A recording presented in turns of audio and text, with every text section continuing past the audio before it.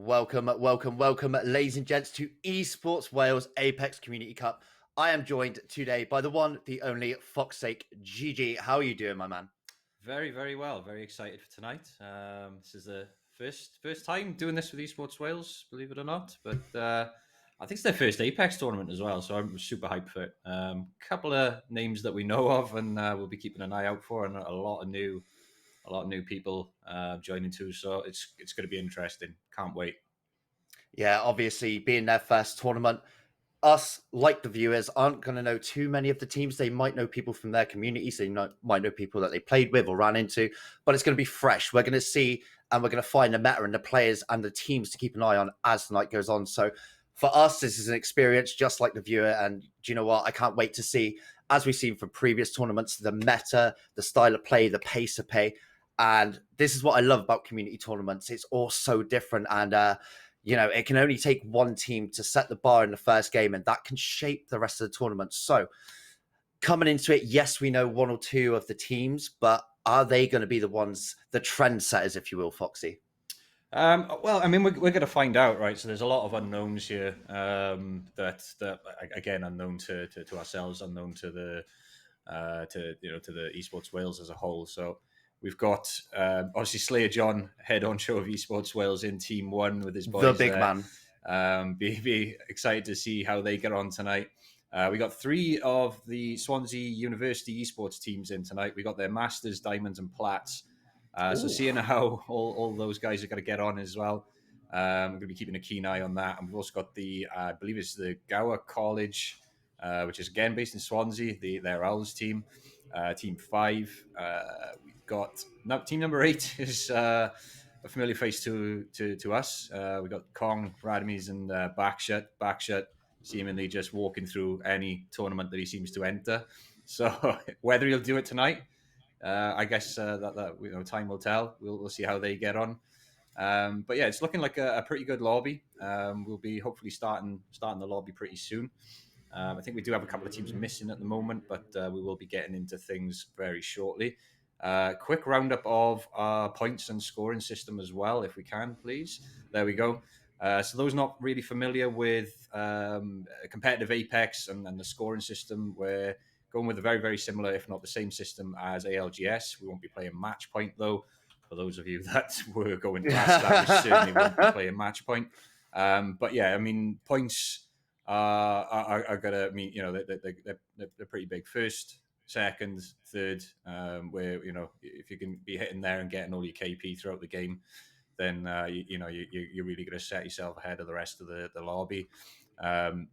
Again, 16th to 20th, the only place where you're not going to earn any placement points.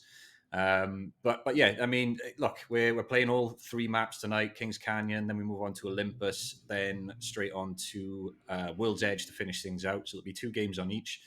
And look, yeah, Olympus is going to be interesting, just because of the limited POIs that teams are going to have to drop in. So we'll see how that goes. But straight into things with Kings Canyon, we will be getting into the game very shortly. We're about to start, so we're seeing how everyone gets off on Kings Canyon. So anything that you're looking out for in particular, Crot? Any early engagements potentially at certain locations?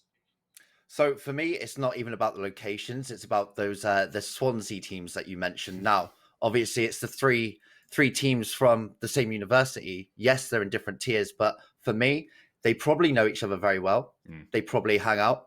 They probably play with each other, and they're going to know drop spots. They're going to know rotations. They're going to know play styles. So it's going to be interesting to see if the boys in the lower tiers go after the big dogs and like, hang on, we want our spot in that Masters team, or it's going to be, let's stay away from them. Let's not get involved. We know their style. Let's survive. Let's get those kill points. Let's get those placement points and see if we can take the fight to the big dogs. That's an interesting one for me. And that's what I'm going to be keeping an eye on, Fox. I'm not going to lie. When you see your boys in the lobby, when you see that kill feed and you see someone, you're like, oh, let's have a little look at that. Let's get involved in that. And you always want to take your mates down regardless. But it looks like are we ready to go to the drop screen, Fox? Yeah, so the teams are selecting the legends at the moment, and some interesting picks. I'm seeing a lot of Valk. Jibby who's pretty much a mainstay in most teams these days. But yeah, a lot of Valk that I'm seeing. Strangely enough, I've seen a lifeline on the Swansea Platts team, so that's new for me in Apex comp. I see a lot of lifeline get played. There's our champion squad. I believe that is F7 Clan. Whether their champion squad come next game, we will see. But yeah, so I'm expecting to see more or less every team playing Jibby. If you're not playing Jibby, are you throwing? Are you throwing? You know, he's such a protective / offensive operator. He can stall out for time with his ult. You can stall for time with a shield and pick yourself back up. Again, maybe that's why the lifeline's been brought in to utilize that in case they're expecting, you know, some heavier gunfights, not knowing the rest of the lobby so well. They don't want to be caught off guard, that kind of thing. Maybe it's like a little bit of insurance policy, will we say, Fox? It definitely. I mean, the Jibby bubble. I mean, forcing those bubble fights and having that protection is yeah, it's all too common. I think in comp in ranked. So yeah, Xerox deciding to bail on spotted lakes here and go for containment instead.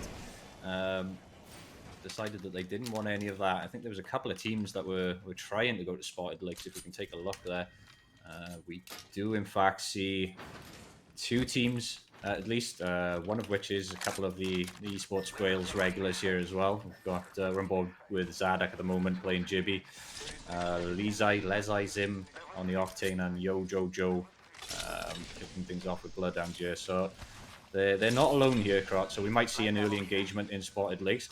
Trying to see if there is any other contested areas here. Crash site maybe as well. It looks like we've got two teams there. Broken relay rig. Oh, relay. A good few teams over there. That's going to be third-party central pretty shortly. Yeah, and it's going to be a tough one as well, fighting for too long there, in between two teams as well, with that much distance to come to the circle. Yes, rotating in Apex is pretty easy. You've got the balloons, you're pretty fast, but it's still not anything you want to have the zone up against your back when you're taking a fight in front of you. So it'll be interesting to see if they, you know, get looted, booted, and suited, and then dip on out nice and quick, which for me, first game of a comp, you don't want to be the first ones out. You don't want to be the first team losing people, and you don't want to be caught in between two teams on your first drop. Definitely not. Definitely not. It's not the start that you want. You want to be able to get yourselves looted up to a reasonable degree. And here we go. This is what we anticipated here. This is the initial engagement with who is that team that's closest to them? Didn't remember seeing these names in the lobby screen, but I'm assuming they've got some different. It's the Swansea Platts, right? Yeah. Yeah, Swansea Platts are the ones running away. Interestingly, the Bloodhound has not chose to use it to get some intel. They are just going to put the tails between their legs, run off, and live to fight another game. Especially, you know, seeing they've got two white shields, not really looted. There was like, I think I saw the Bloodhound only had 40 rounds for his R301, and we all know that. 2 clips, that's nice and quick. But first coming in with the L-Star, a lot of damage, broken shield coming out initially. Is he going to get another one? Breaks his shield. Oh, nearly down. That's a good spray and a good start. And for me, that would be the incentive to push for Team Goated. They are on the push. They have got decent shields. Wraith is pushing in. The Jibby shield is up for the opposing team, and they are just trying to rotate back. Yeah, and I think that's the GCSLs there taking the brunt of that damage. Shiva almost goes down there. Very, very low from that nade. Rest of the team, though, coming in. That's one on the board. That's a good start and exactly what they want. They may have got the full squad wiped there. I'm not quite sure. Are the Owls out? The Owls are out. They're all dead. That's GG's good night for them in that first game. And a very nice start for Team Goated as well. They got a lot of damage. That L-Star coming in, of course, you talked about that to me before the start of the games tonight. That L-Star, a little bit meta at the moment, and we saw how well Shiv used that, taking pretty much all of the shield off of the 2 front players of Team Owl, and then the rest of the team swooping in. And swooping was not for the Owls, but another engagement on your screen now. Sunset Kong is going to take a lot of damage on that Valkyrie and choose to back out. Oh my goodness. Woo. Of course, it's back shot. on the on the Sheila right now. Let's go. Absolutely just laying it in. Got the down there, but he did some big damage. Also got an L-star in hand. Yeah, this is not one you want to push into. Rad has gone down here in the background. Looks like he is going to get revived by Kong. As Backshot holds off. Is going to hold the line, but the shield does go down, and that is not ideal. That will be the incentive for the other team to push if they are feeling themselves. Captain Lash, though, no shield, is going to get his pulse out, does detect all three of them, and that might just be the signal for Swansea Platts to move in. But going to take massive damage from the L-Star and Backshot. But look at this, Swansea Platts, they're all split, and this is not how they want to be. Coming in though, trying to back him up, getting little bit of damage, but taking quite a lot in return. That lifeline that you talked about earlier. Now, Octane is going to choose to dip, using his ulti there, trying to get out and just covering their backs. But obviously, Backshot and the rest of the CD boys are still licking their wounds, still trying to heal up, get their shields back up. They don't quite want to take the fight, but the Platts staying here is a bit of a ballsy move. But Valkyrie coming into play, obviously, we've seen that on the rise, Foxy Boy. But they're just going to choose to leapfrog, get around them. They've done enough damage, and you know what? I'd be content with that. Even if they try to leapfrog them and still run into them, you know, going into zone, they do have the numbers advantage. They are going to be able just to pick up the scraps of loot that are left behind. Looks like Rads did manage to spot someone else out there on the big smoke daddy. I think, yeah, the Swansea Platts there, I think with open the door, bailing out there with Valk, I think that's given Swansea Platts the opportunity to recover banner. In hindsight, probably the boys could have stayed there and finished off the rest. It was a 3v2 situation with, I think, at least one of the Swansea Platts was on either no It was or indeed, yeah. shield. Octane was up close and personal. Yeah, they were not in a good position, and I think that could have been an easy wipe for Open the Door should they have stayed, but not to be. So they are rotating in now, and it looks like they've spotted out Yojo Jojo. And not related to Mojo. Big damage coming out there. Sona doing the work, and now the Jibby Shield just trying to play behind it. That R99 rattling off that round, expending that clip nice and quick. Valky of Kong just moving up, trying to get an alternative off angle, shooting that G7 Scout, trying to lay the shots in so the rest of Open the Door can get involved. This is the second fight. How much ammo have they got? How much utility have they got? And are they in a position to take this fight with Vision Gaming? It does look like they are going to try and dip off the Octane, doing his best to get around that position that the Valkyrie took. Is going to try and heal. Big damage coming out onto Zadok and dishing it out in return. Going to go for the Phoenix kit, as now it looks like ulti of Yojo Jojo coming out, just trying to get away, just trying to get the advantage and see where all these teams are. Jibby ult coming in. It is absolute carnage and chaos on your screen now. It's this is at least two teams here. We got Turkledor. They've lost one in the mix here. Looks like Kimbo's gonna get out of dodge and reset there. Turk is down, and there we go. There's Backshot and Kong getting the flush on that one. Rad's gone down as well for Open the Door, so it looks like everyone's losing someone in this engagement, and this early on in the game, probably not the best idea. Ideally, I think you probably get out here. You're out of zone. Okay, it's only zone 1, but you're fighting it, off another 2 teams in the area. It's probably not wise. I mean, it only takes one nade or one more person to go down, and that's team wipe easy. But we'll see how this goes. The advantage that they've got is they've obviously got Backshot, putting up the shields, and if Kong can get back, they've got that Valkyrie for that rotation. So letting them, the other teams that they've just engaged with move off, probably engage each other on the edge of the zone, and then choosing to use that Volk ult, if it is available to them, leapfrogging, letting them do the damage and picking them off as they then, in turn, try to get into the zone and have it against their backs. Definitely so. It looks like this eastern side is looking very, very crowded right now. We've got a lot of teams all making their way into the zone. Looks like Lee Zai Zim possibly on his own there. We got Slayer John's team. I don't know whether they've noticed that. There we go. They have just noticed that there's some more people nearby, and hopefully they'll take advantage of this. We'll see. 3 up at the moment. Chaos. F7 just off your screen, getting into it as well, as now the shots are coming down, and this area is so contested, as Fox said, on the eastern side.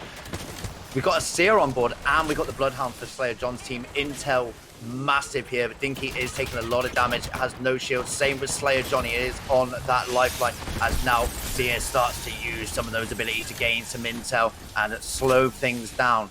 Obviously, the opposing team is not going to want to push too into that. With all of the cues that Seer is available to give you, it does give you the upper hand, as we say. Knowledge is power, my friend. Knowledge is power. It certainly is, yeah. Xerox here, and if I remember correctly, they were in an early engagement. It looks like they're getting out, trying to go for position if they can. Bunker potentially is going to be a bit crowded too.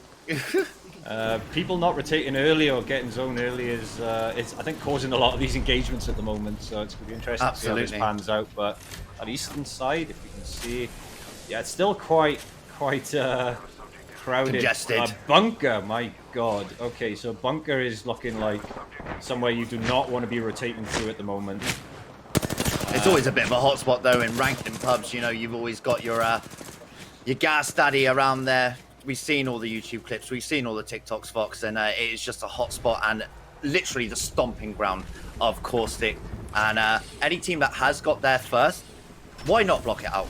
Oh, definitely. Camping is such a rotation point. I mean, yes, you can take the chasm to the side, but all of the engagements on that northeast side is going to take and force people down towards the bunker, towards the chasm in the middle, and it's just not really leaving a lot of rotation options at all for these teams, and they are now going to be forced in, and this is no fear gaming. Are they going to be contested? Does look like they have still got free room, all got purple shield, all got pretty decent gear, and it looks like they're going to be able now to just have a foothold in that very southeastern corner. Yeah, they seem to have the monopoly on bunker there, and strangely enough without a caustic, I'll say. But yeah, they decided to disengage off this fight here. Swansea Diamonds managed to get the Bloodhound up there, so they're gonna just completely reset. I think they're gonna potentially run in. Is there anyone near them we can see? Looks like it's completely free for them at the moment. Nowhere really massively contested. We do have northern sides here. Open the door, have just spotted. Who is this coming in? F7 clan trying to pull in here. Gonna get a little bit of damage onto them as they try to rotate through the tents and weave through, trying to get themselves further into circle. Both teams not actually in currently, and now some shots coming out from afar, and it looks like someone, yeah, there's a lot of fights going on, and it is just lock up, get centralized, and see where you can rotate. But the knowledge game, look at how much open space there is to get to safety. A lot of open space to even get into zone. This is going to be chaos, and I think we are going to lose one of these northern teams in the next 20 seconds. It is a stalemate, but they do have zone pushing them, which is going to force their hand and force the fight. First move coming out from the Wraith of F7, and just on the roof, they're all going to portal, and the sound cues are going to go down to open the door. And are they going to choose to stay and close the door, or are they going to open it and take the fight to F7 here as they swarm around the building? First shots coming out from the Eva 8, laying down massive damage on those shields, but eating a little bit in return. Coming out, and it does look big damage, and it's not looking good here. They have just chosen to use that caustic to lock themselves in, make it an impenetrable force, but the wolves are at the door here, Fox, and it doesn't look good.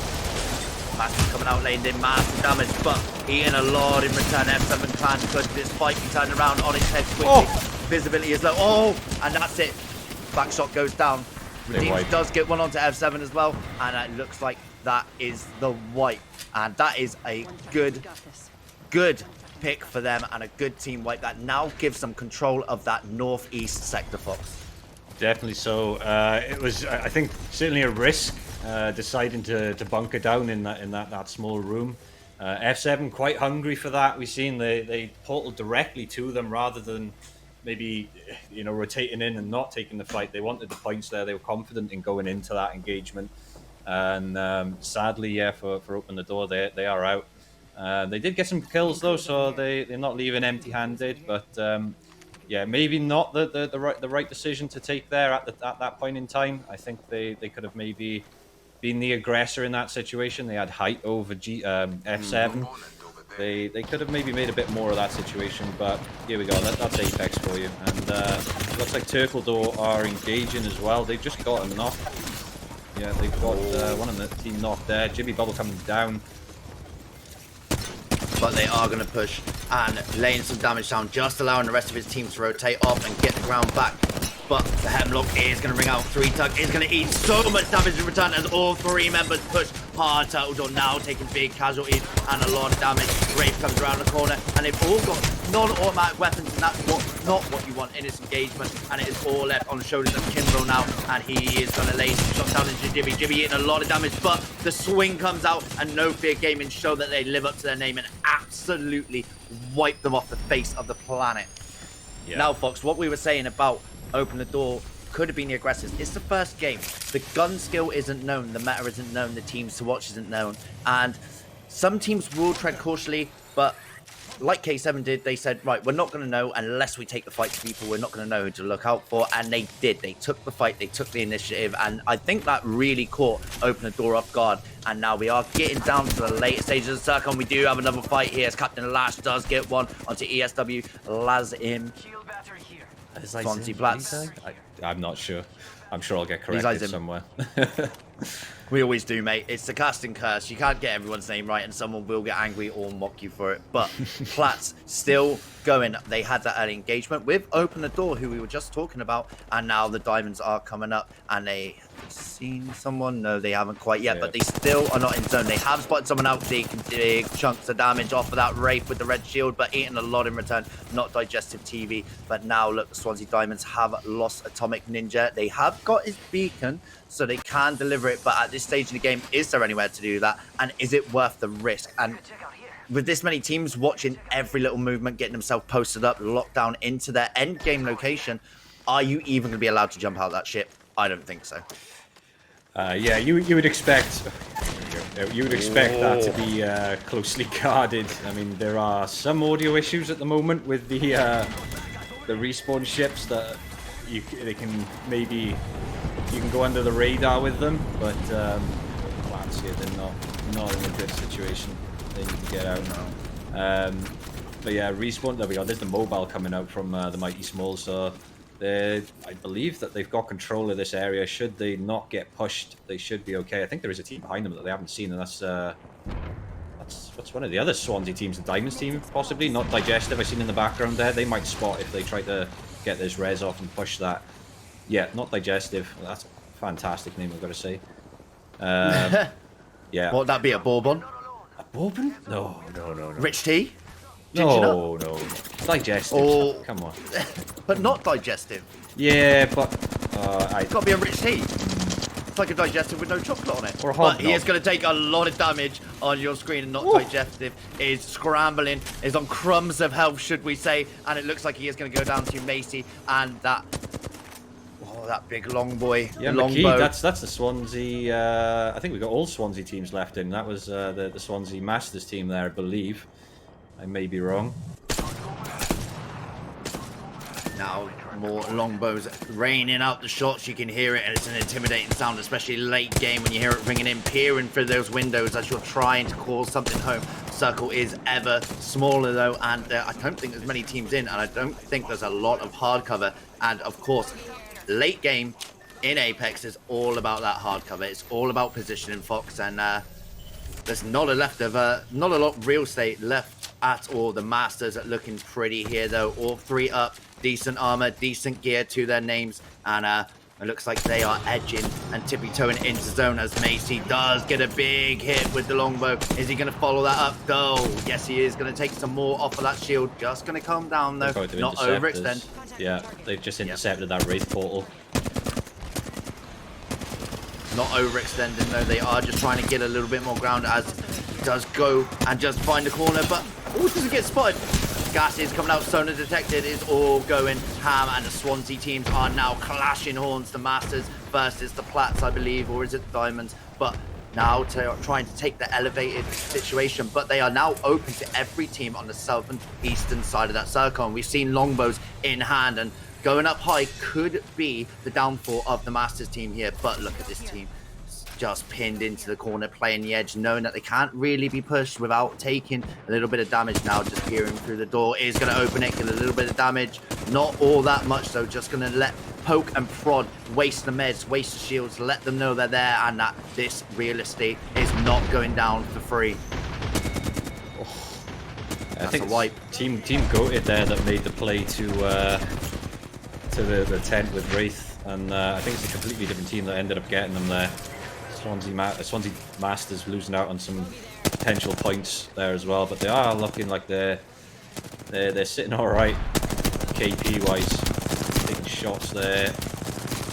Not doing too badly at all, and I mean, they're not really in the zone. They don't have an awful lot of cover to the name, but the amount they're spread out and the amount of control they have over the rest of the circle, funneling people into each other, not allowing them to rotate all that freely, is it's going to be a problem for the other teams, because it's making them fight before the Swansea Masters really have to get involved, and they're just poking and prodding from afar. Big ult coming out there from Valkyrie as Tuvok does find 3 players confronted. He's not going to be quick enough on that portal and does not get out, as now the rest of the team come up to back up. That Eva just raining out the shots. 3-1 in, hipfire, punch it is all over, and the Masters go down. And who was the winners? I think was that No Fear. Yeah, you're right. Yeah, No Fear there. They managed to get it. Just recapping that last engagement there, it looked like Tedbog had pushed up on that left side. He's caught out all alone. Tried queuing out, but couldn't quite get it off, and it was an instant 3v2 there. Swansea Masters will probably be kicking themselves. They weren't quick enough to back up Tedbog there to try and clutch out the win, but nevertheless, a really good game played by both there, and No Fear taking the win.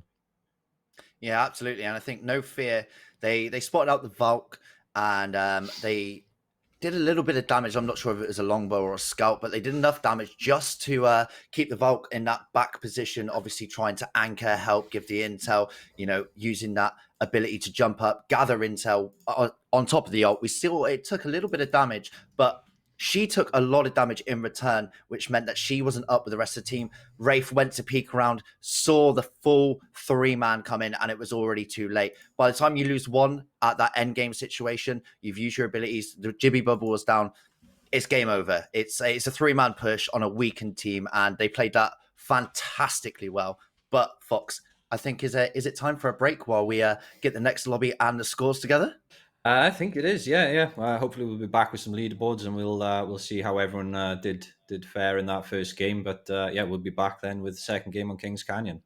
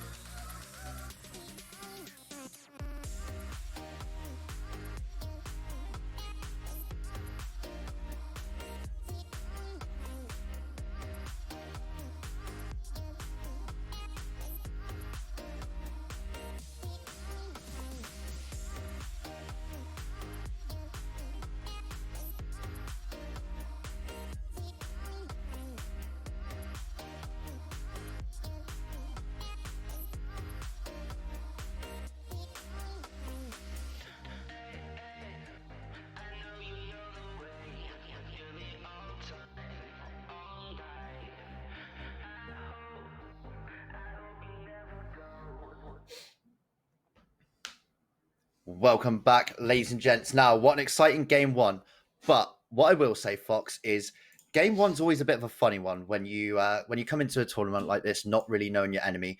We saw Open the Door, for example. We've seen them play in other competitions. They've been aggressive. They've been decisive. They've taken the fight to whoever they are. And the thing is game one, we see a lot of teams treading lightly, shall we say, disengaging, being a little bit more cautious. You don't want to be the first team out. You don't want to lose members early. So disengaging when realistically they could clean things up, or as we saw with Open the Door, holding the building for maybe a little bit too long when they could have been the aggressors. They had the height advantage. And I think game number one, yes, it set the precedence for who's going to be dominant, who has got the gun skill, who's got the teamwork and coordination. But at the same time, I think teams will start to loosen up and they will feel themselves. The guns get warmed up, as I like to say. And but nevertheless, very, very interesting game number one, Fox. Definitely so, yeah.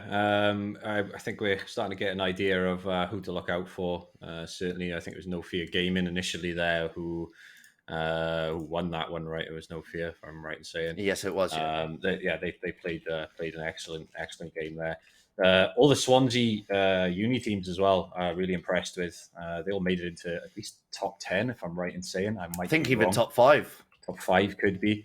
As I mentioned, I think the Masters team, Swansea Masters team, will probably be kicking themselves a little bit there. They could have won that, but but overall they played a fantastic game.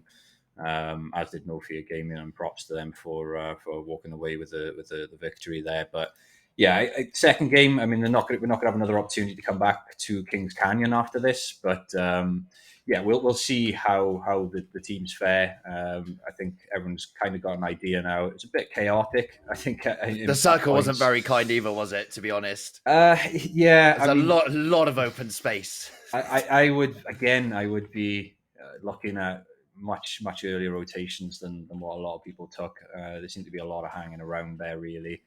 But yeah, I mean, centre circle for a lot of that game was open. You know, it was open there for, and especially the legend picks. You could have bunkered down somewhere centre circle and not engaged. But maybe that's what people are looking for. Maybe they're looking to just pick off people that are edging it and trying to pick up their points there.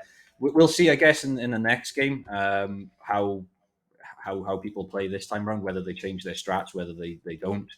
I guess we'll see. But if we can take a look at the leaderboards next, that would be fantastic. We can get an idea of where everyone's sort of placed there. There we go. Ooh, yeah. If you want to walk us through this one then, Crop. Okay, so the Swansea Masters, even though they came at second, it does look like... Oh, was it Vision Gaming that actually won the game? I think it must. Yeah. I'm certain it was No Fear. I may be wrong there, but I'm certain it was No Fear that I'm not sure if those points are right. 100 points in the first game? Yeah, that doesn't seem quite right. I don't think we got. We'll the right get ones, that adjusted and ensure that's showing the correct statistics as we go in. But so what I will say, well, obviously we haven't got this on the board right now, but what I will say is obviously you talked about people playing on edge and how open the central zone is. Now we know from pretty much every battle royale that is out there, there are two massive styles of play. You've got your center players and you've got your edge players. Now, obviously you talked about early rotates, and in any battle royale comp, early rotations are pretty much the key. Now, we saw how congested the east-hand side was. I'm wondering if people had looted, still scoping out the lobby, still trying to be a little bit reserved, game number one, and people thought, you know what, we'll let everybody else rotate in before us, we'll hug the edge of the zone. And was it the fact that all of the teams had the same idea with the rotations, let the teams get in, thin themselves out, and we'll just hug, we'll come in and sweep up. Obviously, third party in such a big part of Apex. And I think everyone kind of had the same ideas. So again, at the start of the show, I did talk about metas in competitions like this and how, the first couple of games seem to sculpt that, shall we say. And I think we're going to see a vast adjustment from a lot of the teams that got caught, pinned against the zone and lost players early. And and they might adjust to rotate quicker, get into that. But I think some of the bloodthirsty players will maintain that edge play, try and get the same success again. But we are going to go into the second game, second Kings Canyon, and boy, oh boy, am I ready for this one. Definitely so. Yeah, we got teams just loading in ready and to start picking their legends. So yeah, we'll see if there's any changes with the comp picks here. We might see a few. We might see the same sort of comps going through, but I'm going to be honest. I was expecting. I didn't really see all that much Bloodhound play. Yes, we saw Slayer John rocking the Seer, I believe, or someone on his team. But the Intel game was pretty low on that one, Fox. And you being a crypto boy yourself, I, I feel a lot of those fights could have gone a different way with a little bit more intel, especially on the side of, shall we say, open the door. Open the door when they got that first player flushed and out, and then they had the Octane up close to what they were defending. If there was a Bloodhound there and they let off the ability, that could have been very different, and the Plats could have gone out very, very early. Definitely so. Yeah, I think you're right in your observation with the Intel game not really coming through for a lot of teams. There, it was played very much from our perspective, and a lot of the fights that we witnessed. It was played very much like a pubs game, if anything, which is to be expected. You're feeling people out in the first game. You're feeling people out. You're seeing who your enemy are. You're seeing what they've got, how they move, and stuff like that. It's the first game's always going to be rough, right? Unless you're scrimming, unless you know these players, unless you play against them regularly. First games of competitions like this are always a bit weird, Fox, shall we say? Definitely so, and as I said, especially in a lobby of unknown players and teams, no one's got their designated drop spots.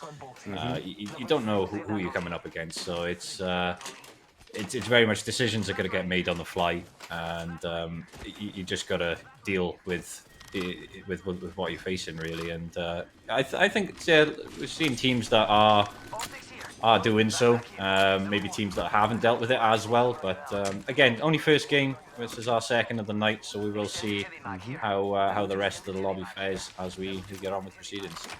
On that note, can we just take a quick look at the map and see if teams have adjusted and seen if they've dropped their... Yeah, see, this is what I was expecting. Artillery and Crash Site a little bit congested, and a few teams on that southern side, obviously, that all of that real estate was pretty much free last time. But obviously the first game, like we said, you don't know where anyone drops. You don't know really what the playstyle is, and shots now coming in onto Lezim, did we say? I can't remember. Let's call it Les, right? Les. But Les.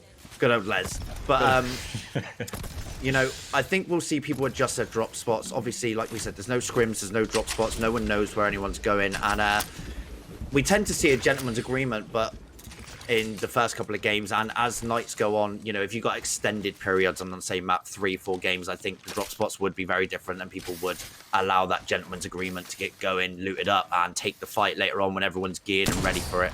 And but it doesn't really give you chance in a two-map showdown, does it? First map, everyone's going to be dropping for their favorite spots, for where they want to drop, where they think is going to be free, and it's normally a bit of chaos. I'm not going to lie to you, Fox. But second game's normally a little bit more quiet in the opening stages and circles, and we see that now. That eastern side not so congested. Yes, southern side has a few more teams in it. Look how much free that east side is, as now it is a central circle. Swansea Plats though moving in. They have got the intel, but it's not enough. Again, very weak shields, but they are choosing to take the fight on that intel gate. Big spray coming out there, and that looks like it is down onto Dinky from the Mighty Smalls, and it is, and that is going to be the invitation for the Plats to push. They are being tentative. They don't know really what firepower they have as they do push forward. First one coming out. Good even play there, as it is the Swansea Plats taking the fight. They are going to get the flush there as they do push the other members back.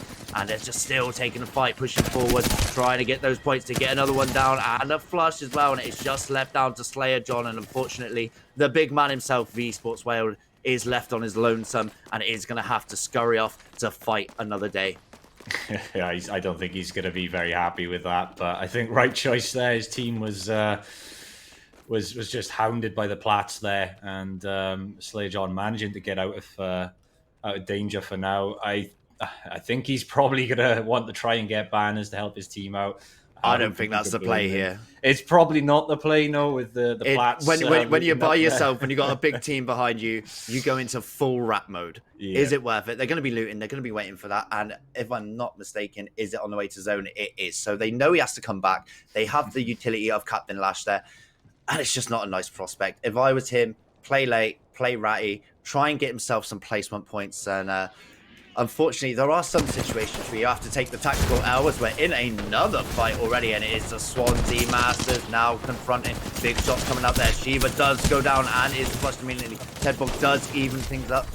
Oh no, Shiva gets 2 down, sorry. Tedbog does get 1 back, and it is all left to him as he starts to run away. The Masters are taking damage, and that's it. Masters out early, Fox. That's huge, especially with their performance last time, and that is a big performance from Team Goated. Getting the res off there as well. That's huge for them. That's going to be such a morale booster going up against the Masters team and coming out the victor as Containment is now getting a little bit busy. It looks like I think that this Clan Mecha are on their own here in Containment, but there is a team nearby, which I think what might have been... Oh, here we go. I know they are sharing Containment with another team, and who is that? That's Are You Winning, Son? What a name. Great name.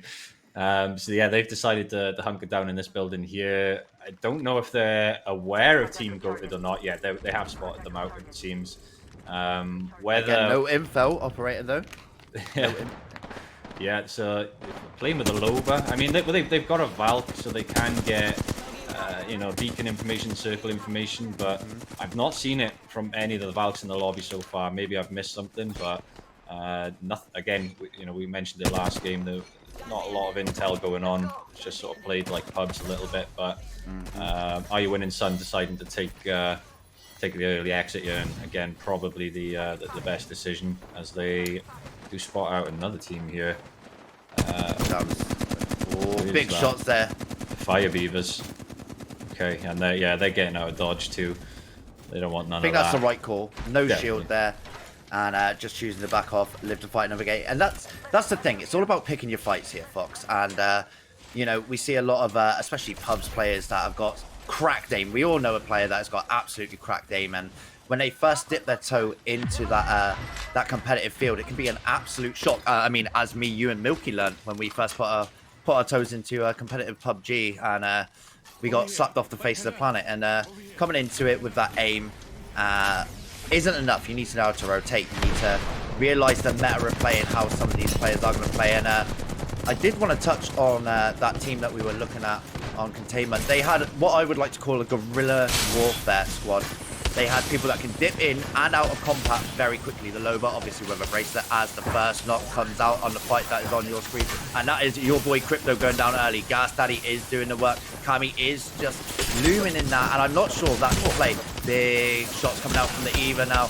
And they are going to get another one. This is your last game champion. No fear taking another kill on the board. But are they going to be able to get this Phoenix kit off, lick their wounds, and continue to get rid of the remaining player? They seem to make a little bit of a mess of that solo caustic there. The Valk just deciding, nah, you're good, I'm out of here. And managing to get the safety and leaving the solo caustic there on his own. And yeah, no fear. They got the kill on him, but yeah, it was a little bit messy. That was messy. Kill's a kill. They managed to deal with the situation either way. But yeah, don't push a caustic, really. I mean, that's unless he's solo, and there's 3 of you, as we just seen. Rule number 1, eh? Certainly is. I mean, he's not as potent as he used to be. No, but he's definitely still very, very much viable. I think we've got another fight happening here as well. Info game is winning, son. And another engagement. They are better looted this time, but still choosing to dip away, as now they're going to come into confrontation at the bottom of the elevator shaft, and this is not good. They are caught in between 2 teams, taking fire from above and below, and this is not looking like a good situation. Are You Winning, son? That was 200 IQ. Punched behind the hardcover. Punched his own teammate behind the hardcover there. These things you gotta learn to do, on the gold bag res as well. So they've just had a complete reset there. I've got so much life. That was 200 IQ. I've never seen that before. But the shot. all open the door up top, watching the shoot heavily, waiting for those audio cues that the L start in hand and either A as the secondary. And we know Backshot has a mean shot on him. And it's going to be interesting to see. Sunset Kong is at the other end of the diving board. And if you take a lot of damage and are you winning, Sun, choose to push, this could be very detrimental being that far away. Yes, it's only about 100 meters, but we know that is detrimental. And every second counts in Apex with the speed of the pushes here, Fox. It definitely does, yeah. Open the door. I think the first change that they've made there is Kong now on Wraith instead of Valkyrie. So they seem to be going quite aggressive with this team comp, and currently holding diving board off from 2 teams. And they got a third below. Have they moved? Has that third team moved? I think they No, have. They're still chilling down, I think. Yeah, no, they have moved. It looks like they've come up and around. Yeah, and this might initiate a bit of a third party here for them. And looking at this, open the door, sitting in a good position to capitalize off that. For me, though, open the door. They have made the adjustment coming off the Valk onto... No, sorry, the Valk onto the Wraith. And I think that was because we, like we said, they weren't aggressive at the last time. But I think it's very brazen to be playing the top of diving board so open and so freely, especially when they've got this many shots and this many teams converging on the location. They're pretty central. If the zone shifts to them and they're sat inside and they're getting all the intel from the windows, they could be golden here, Fox. Definitely so. I think, again, though, the only issue that they face there is that they don't really have a support character, a defensive character to bunker down with. I mean, they know the positioning that they're in is very good. Backshot moving on from Rampart onto Octane here as well, so they do have that maneuverability to get out of dodge if they need to. Obviously, the only way up to them, it looks like they're moving, and we're... I'm not sure if that's the play. I think this could be a very big misplay here. They got prime location. Yes, they're going to be disappointed they didn't get the kills that they want. Oh, they're just setting up a Wraith portal, trying to get some intel here. And it looks like it is going to be Rads on the Bloodhound push. He's going to spot out one of the teams, lay a little bit of shots down. He knows that he's got the Wraith portal behind him, but is he going to be able to make it there? Taking shots from every which direction. He is going to be able to make it back, but that is very brazen. And again, Backshot has gone down. And it looks like the team below have now converged and pushed up. Still taking big shots. Is Octane going to go down? Is he going to be able to get res? It does look like he might be able to get back. He is going to take some heavy damage, and this is not looking good. Open the door. Being, like I said, a little bit too brazen, wasting that location that they had, and there's 7 seconds left. It doesn't look good here. And like you said, they haven't got any defensive. They haven't got that shimmy. They haven't got anyone to put up a shield to block visibility, and they've just got to help that a third party comes in and takes some of the pressure off of them here, allowing them to get the reds on that Octane.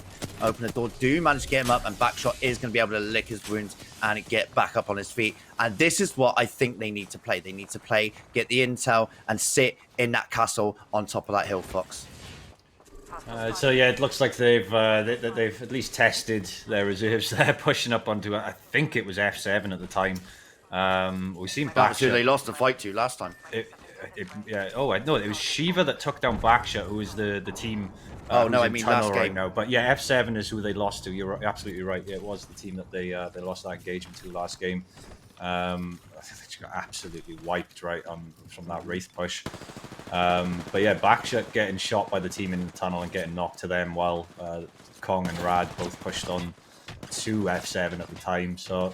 I think they know now that they can't really push from that situation now, knowing that there's 2 teams in front of them, and the third party is just waiting to happen. So yeah, I think we'll see them play a little bit more defensive now. Yeah, we said they should have been more offensive. That team is now below Khan Mecca, and are they going to start the push just scouting out above? But again, no intel, Legends Fox. If they had a Bloodhound, if they had a Seer, they could get the intel. They could see who was above them. And look at that circle. It is going to take the castle away from open the door. And again, it's a lot of open space, which is not what you want to see, especially with 24 players, 9 squads left in this. If you're first into that zone, you're too early. Sunset Con does drop, and that is a big mistake, as he is going to be lit up by Stacy Boy GG. And that is huge. The portal is there, and he is going to be able to get back up. And they're just trying to set up. They're just trying to see if they can get that foothold and around the bins there. And I don't think they're going to be able to, especially with Clan at Mecca so close. So they're going to have to reevaluate this one and think about their next move. Definitely so. Yeah. Again, I don't think they've heard the audio cues, and well, who can blame them in Apex right now? But I don't think they've heard the audio cues below them with Kong making the play with the Wraith portal there, and very lucky to get away with his life. They can sit where they are for a little while longer, but ideally they need Clan Mecha to start making a move first. I don't think we'll see Clan Mecha making the play up top to them. So again, they're sitting there with the Valk on their team. We might see the multi out. Where I say that, meet my words. Gone down. Yeah, they've noticed. They know who it is straight away. They're making the play. Third party central. It's Radam's Rad. This is a brand new team. Oh, this is 2 teams here. Yeah, so that'll be the ones that converge down from Sonar. And it's not looking good. Open the door, have one player down. Backshot is just charging up, and it looks like they're going to leave Team Goated and Mecha to fight this out on the bottom floor. They need to keep their noses clean and just let the rest of these teams do the work for them. Sona is going to come out, and the locations are going to be revealed. And that's it. Big damage coming out. Huge damage coming out. And Rad's managing to skim away with his life, but there is a knock. And that is going to be another one down. Sunset Kong goes down. It's just one member left for open door. But the Caustic doing so much work, stalling out the push from Mecha there. And that is huge. So manages to get another couple of kill points on play, but they are now stuck. They have nowhere to go. Rads is actually up on his feet. So this is good. They are just choosing to play the edge. Yeah, very, very lucky. Backshot's just playing the edge, knows that no one really is going to be behind it, but they don't have the most amount of time. They need to wait for this fight down below to come to its conclusion before they can jump on it. They need to time this perfectly, Fox, or Open the Door are just going to feed another 2 points and some placement points to the winner of this fight. Definitely so. I think I hope they've learned their lesson there with Rads dropping down. Already losing Kong, Rad's dropping down and barely getting away with his life. So hopefully they've learned their lesson there. It does look like they're just sitting on the edge of diving board there and not wanting to get involved. Team Goated happy to just sit inside for now. And it looks like, I think it was F7 was the other team then. Oh, sorry, Clan Mecha, F7. Yeah, Clan Mecha. Team Goated and Clan Mecha. My apologies. So Clan Mecha have got out of there. Shiva here, I don't think Shiva knows about Aksha and Rad. But really smart play, getting the Wraith portal up and then using it, but they are sniffing them out. Have they got the intel game? They have spotted them out, and that's it. Open the door, has to go down, but this is the chance for Team Mecha to get involved. Team Goat getting stabbed in the back there, and now they have to divert their attention behind them, and it's just allowed Open the Door to get away and fight another day. They've been so lucky as now a third party comes in. It's just a party at Fox at this point, and they are now going to take some heavy fire from the opposing cliff sides. The amount of times that I've seen the different teams here trading positions is actually unbelievable. I'll open the door now, sitting at the bottom of diving board, whilst Team Goated have taken height here. Clan Mecha, I think they've bailed out, and I think that's probably the right decision. But they're still keeping a close eye on proceedings here at the moment. Yeah, fight going on off screen as well, as it looks like Carney does take down one of the. Is that? Yeah, that's fighting on the edge. No, it's still just laying shots. And Clan Mecha have actually, how have they moved all the way over there? They've actually managed to come out of diving board all the way up and around, sit on the edge of the zone, and they're still laying shots in. But now they're going to get backfilled, and that's F7 knocking at the door. The offensive utility, the ult comes out from the Jibby man as he gets boosted up, and F7 is just going to get out of there. But they spot another team, and they are going to lay some shots down with that Rampage. Of course, one of the new guns there. Not sure how I feel on that one, but it does seem to do some big damage, especially in the hands of Piper. Yeah, I've seen a few here running the Rampage so far, and it's one of those guns. I either have a really good game with it or a really terrible game with it, and I can't hit nothing. But no, it's definitely a very potent weapon, and it's a good poking weapon as well. I mean, it's very similar to the Scout in that sense, but obviously being fully automatic. Yeah, they got a clean up Oh here, my god!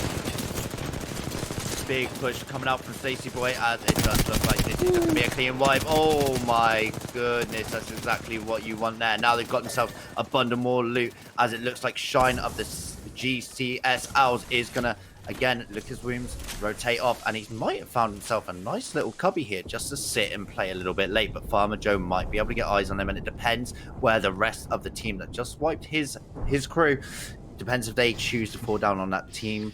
Farmer Joe doing very much the same, sat in a little hole, and it just looks like the two solo players are going to sit, bide their time, play a little bit quiet, and wait for the lobby to do the work for them. As now Clan Mecha have the zone against their back, and they have to rotate in. But look at what they've got in their hand, Fox. Yeah, they've got the Kraber. How this is going to fare for them with the team goated pushing up close now. They know that they're there. And I think they might have a bit of a drop in them here because I think their only rotation option is going down unless they use the Valk. I'm not sure if Clan Mecha did have a Valk on their team. We'd have to check. But yeah, I mean, we've got two solos down below in Farmer Joe and Gidra, if I'm right in saying, and Backshot and Rad as well as a duo. So yeah, this is going to be interesting to see how this is going to play out. Here we go, Farmer Joe, maybe a bit early here. Probably not in the best position though, in fairness to him, but there is nowhere for him to go. Nowhere. All eyes are on him. Oh, it's so brave to do that. I would have just sat, bided my time a little bit more as he pretty much returned to his starting point, and now he's going to look for the bridge, but he's going to be greeted by Kong and Backshots. Is it Kong? No, it's Rad and Backshots. Oh my god, the audio cues coming out now, and they are using the best trigger discipline as Farmer Joe looks like he is going to get right. Bide your time, boys. Don't expose yourselves. You can live to fight another day. You can get some more points. He has gone, and Shine will collect that and get themselves another placement point. It is just a solo player that is managing to do that one. Rampart in hand, but now his location is being converged on by two full three-mans. Rads and biding their time as the big fight now kicks off. Clan Mecha are going to see the first one, and that is Shine out, but that gives away the audio cue for the team. The other three-man up the top of the hill, who was that? Team No Fear? Goated, I want to say. Goated, yeah, it is Goated. You're completely right there. Yep, and that might just divert their attention and choose them to rotate down and around, which is going to be fantastic for open the door. It means that they're going to be able just to sit on the outside, the sidelines, potentially clean up when this fight has come to its conclusion, or they might just choose to sneak a few steals and get some more points that way. Poke, steal what you can get as now. You spot them out. Yeah, he has, and that's it. That's their cover blown, and they do just use the pad, but it's not going to be enough. Good shots coming out from the Peacekeeper there as he now needs to reload. Hyper now converging, pushing up, back shots back against the wall, and that's another team spotting him, and that is them out as it is now down to a 3v3 Clan Mecha versus Team Goated. They do have a little bunker, but the height advantage goes to Team Team Goated. And now the utility dump is coming in, but the Valkyrie just dumping the ult up onto that Jibby Bubble, and it is the Jibby Bubble coming in clutch there. They are so split, and Team Goated here need to pick them off one by one. The ult's coming out thick and fast, and this is going to be a big push from Stacey Boy. He has the R301 in hand. Is he going to see one? Doesn't quite get it. It's just pushing up. Hip fire coming out, and now the gas is coming out. He's going to take massive damage. Piper is the only one left here with the EA8 in hand. No bullets, needs to reload. Is it going to be enough? Oh, no, it's not. And that one goes to Mecha. Oh, my goodness, what a finish. I thought that they were going to get slayed there. They had the low ground, they had that little dip, and they had to move forward, and somehow they just turned it around. They did. I think a good display from both teams there really throughout the game. Very patient play, and yeah, I mean, Team Goated sweeping up the victory there. The two solos towards the end, I think one was from GCSLs and the other Farmer Joe. I'm not sure of the team, but yeah, they managed to get their team some good points there going in to the end of the game. So very strong display though from both Clan Mecha and Team Goated towards the end. I think that could have gone either way. In fairness, it's just absolute chaos towards the end, but the two full three-man squads did prevail in the end. They're taking first and second. Yeah, and I mean, open the door, getting spotted out just a circle, just as that fight was about to start. It's very unlucky, but again, they went down to two players very early on, and their patience and their trigger discipline got them a lot of points. They earned them a third place on top of whatever kills they managed to get in that game. And that is going to pay off dividends, especially in a best of 6 tournament. But that is the end of Kings Canyon. That is the end of game 2. We are going to go to a short break, and hopefully when we come back, we'll be back with a new landscape and maybe even some scores for you.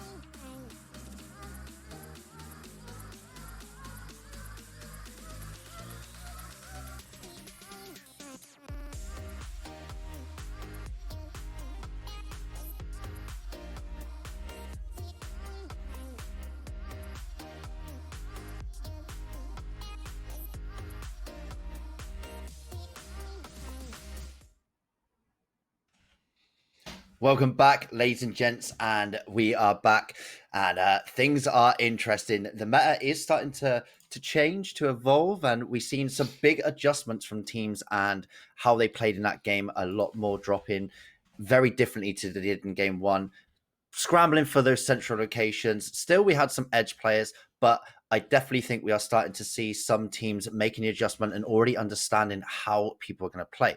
So, is the change in map going to spice things up? And as me and Foxy Boy were saying in the break, there we're going over to Olympus, and points of interest are a little bit few and far between, Fox. And I think we're seeing quite a lot of players survive on the first two on Kings Canyon until endgame, and I don't think that's going to be the tail of the tape on this one, Fox. Yeah, probably not. There's a reason that Olympus isn't a competitive map.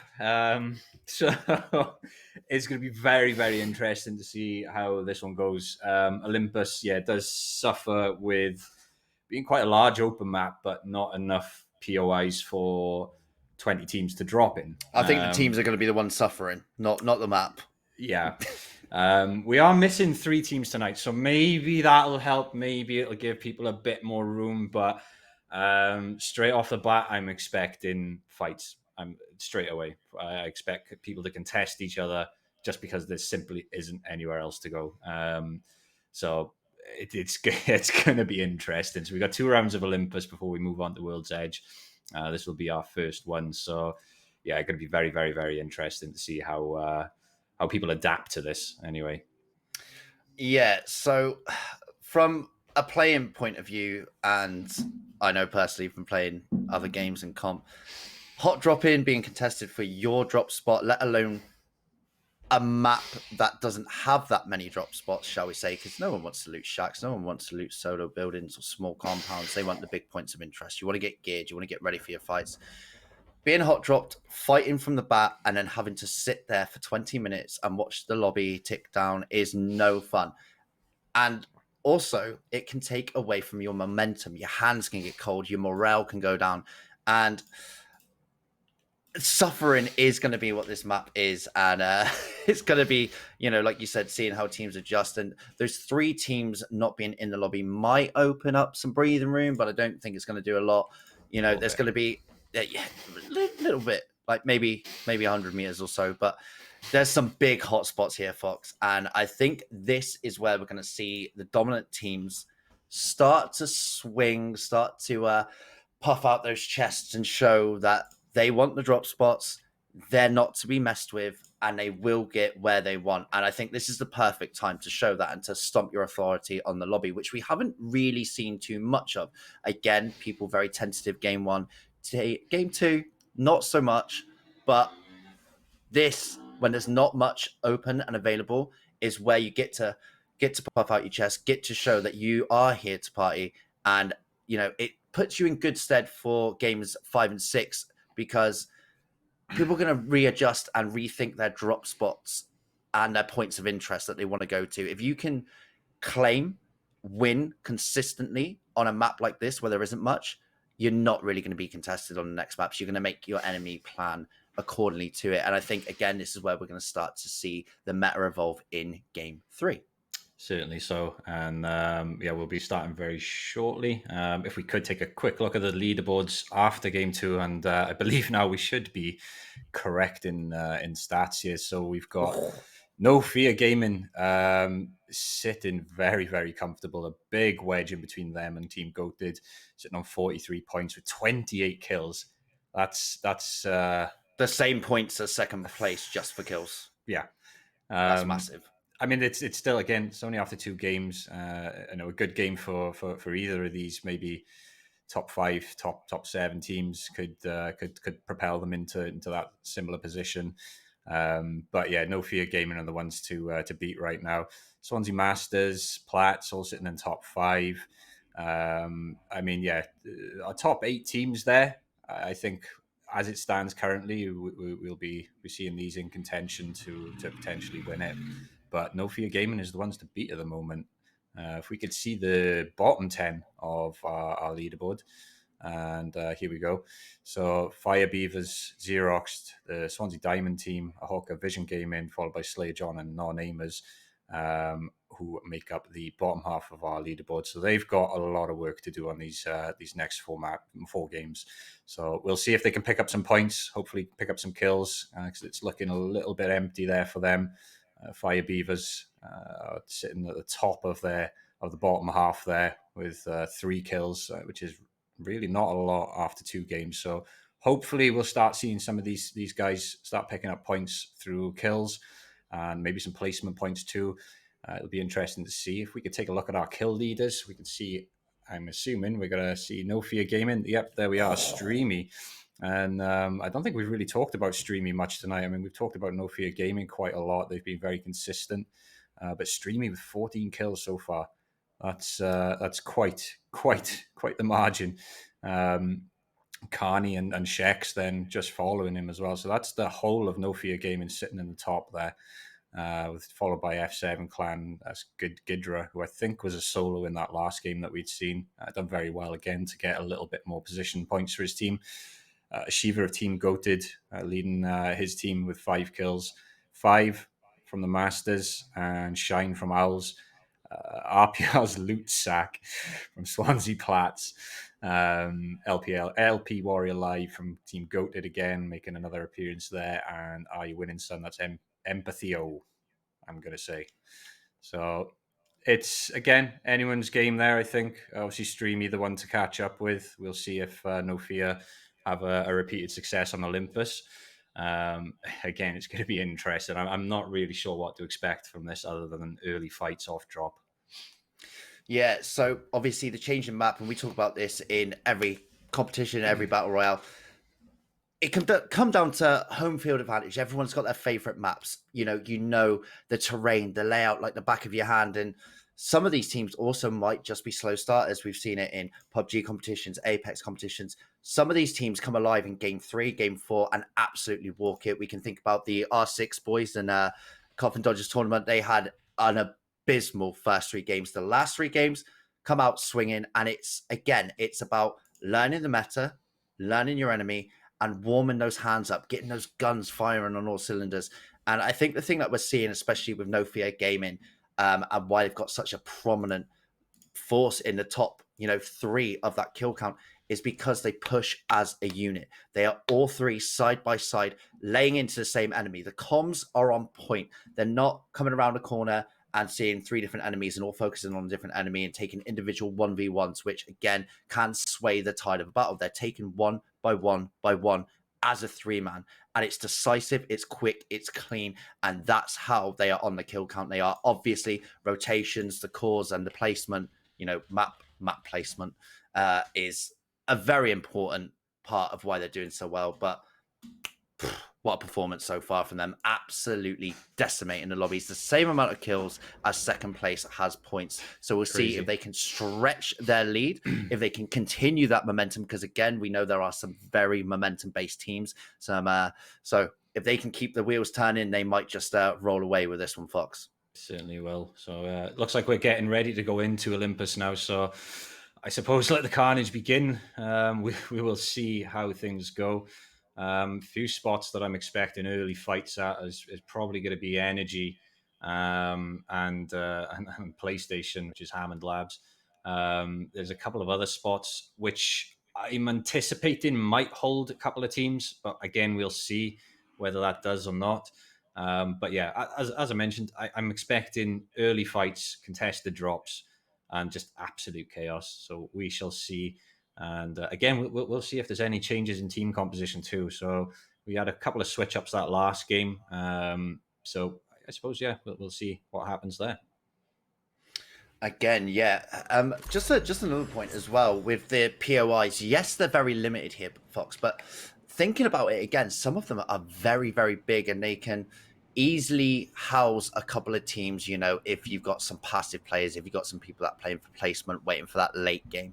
Some of these POIs have got insane amounts of space. I'm just thinking about the 2 skyscrapers. You've got the top floor, bottom floor, and there's a big old distance. And you've got the tube in the middle, which, heaven forbid the circle should ever go there.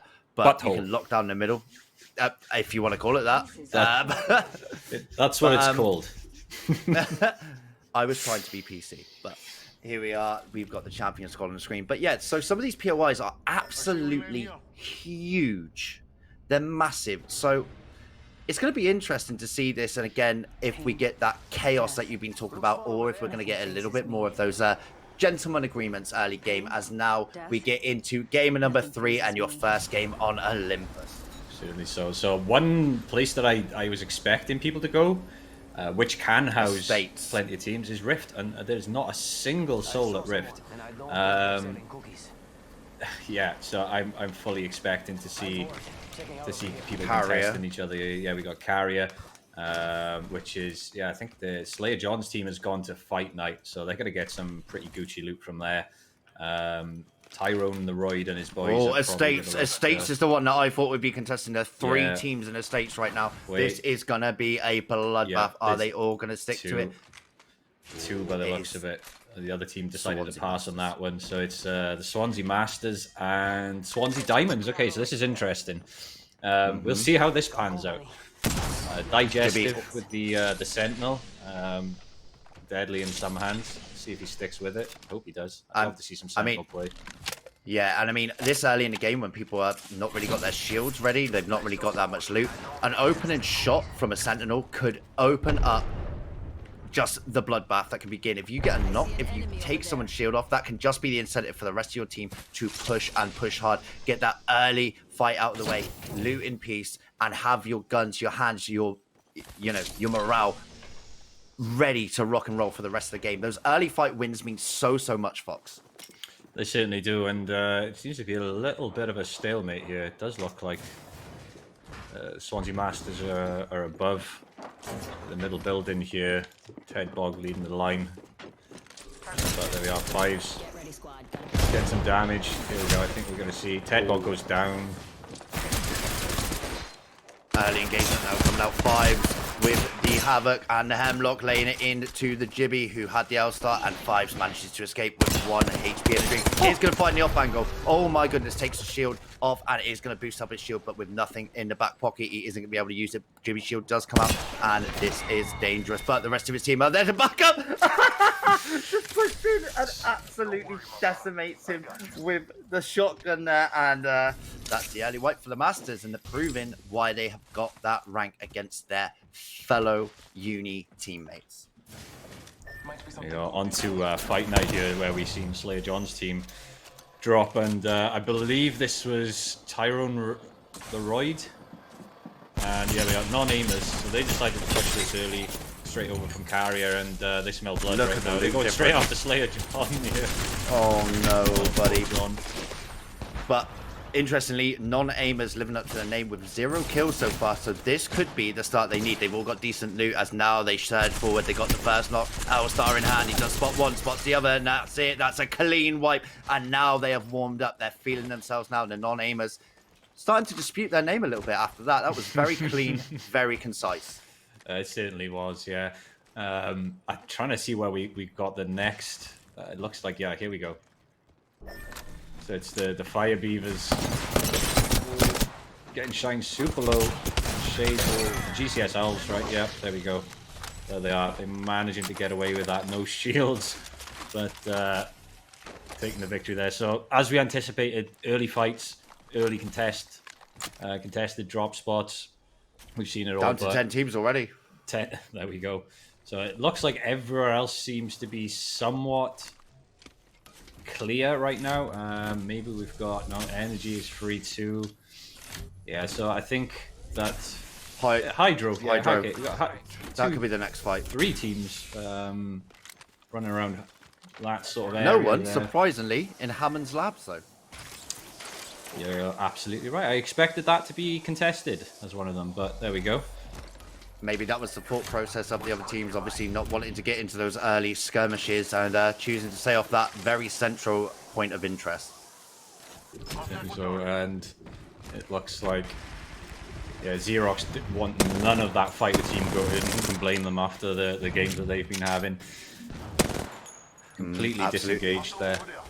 Oh, the chase is on, though, as Team Goated pushing forward. The freight train, the steamrolling. Are they going to continue as the first shots come out? And the shield going down, and that's one player down. Yarek 9 is off the board as the rest of Shiva start to push forward. That's another kill on the board, another point in the bag, but the rest of the team looks like they've dipped, played it smart. They know who they're fighting, and they want, like you said, absolutely none of that smoke.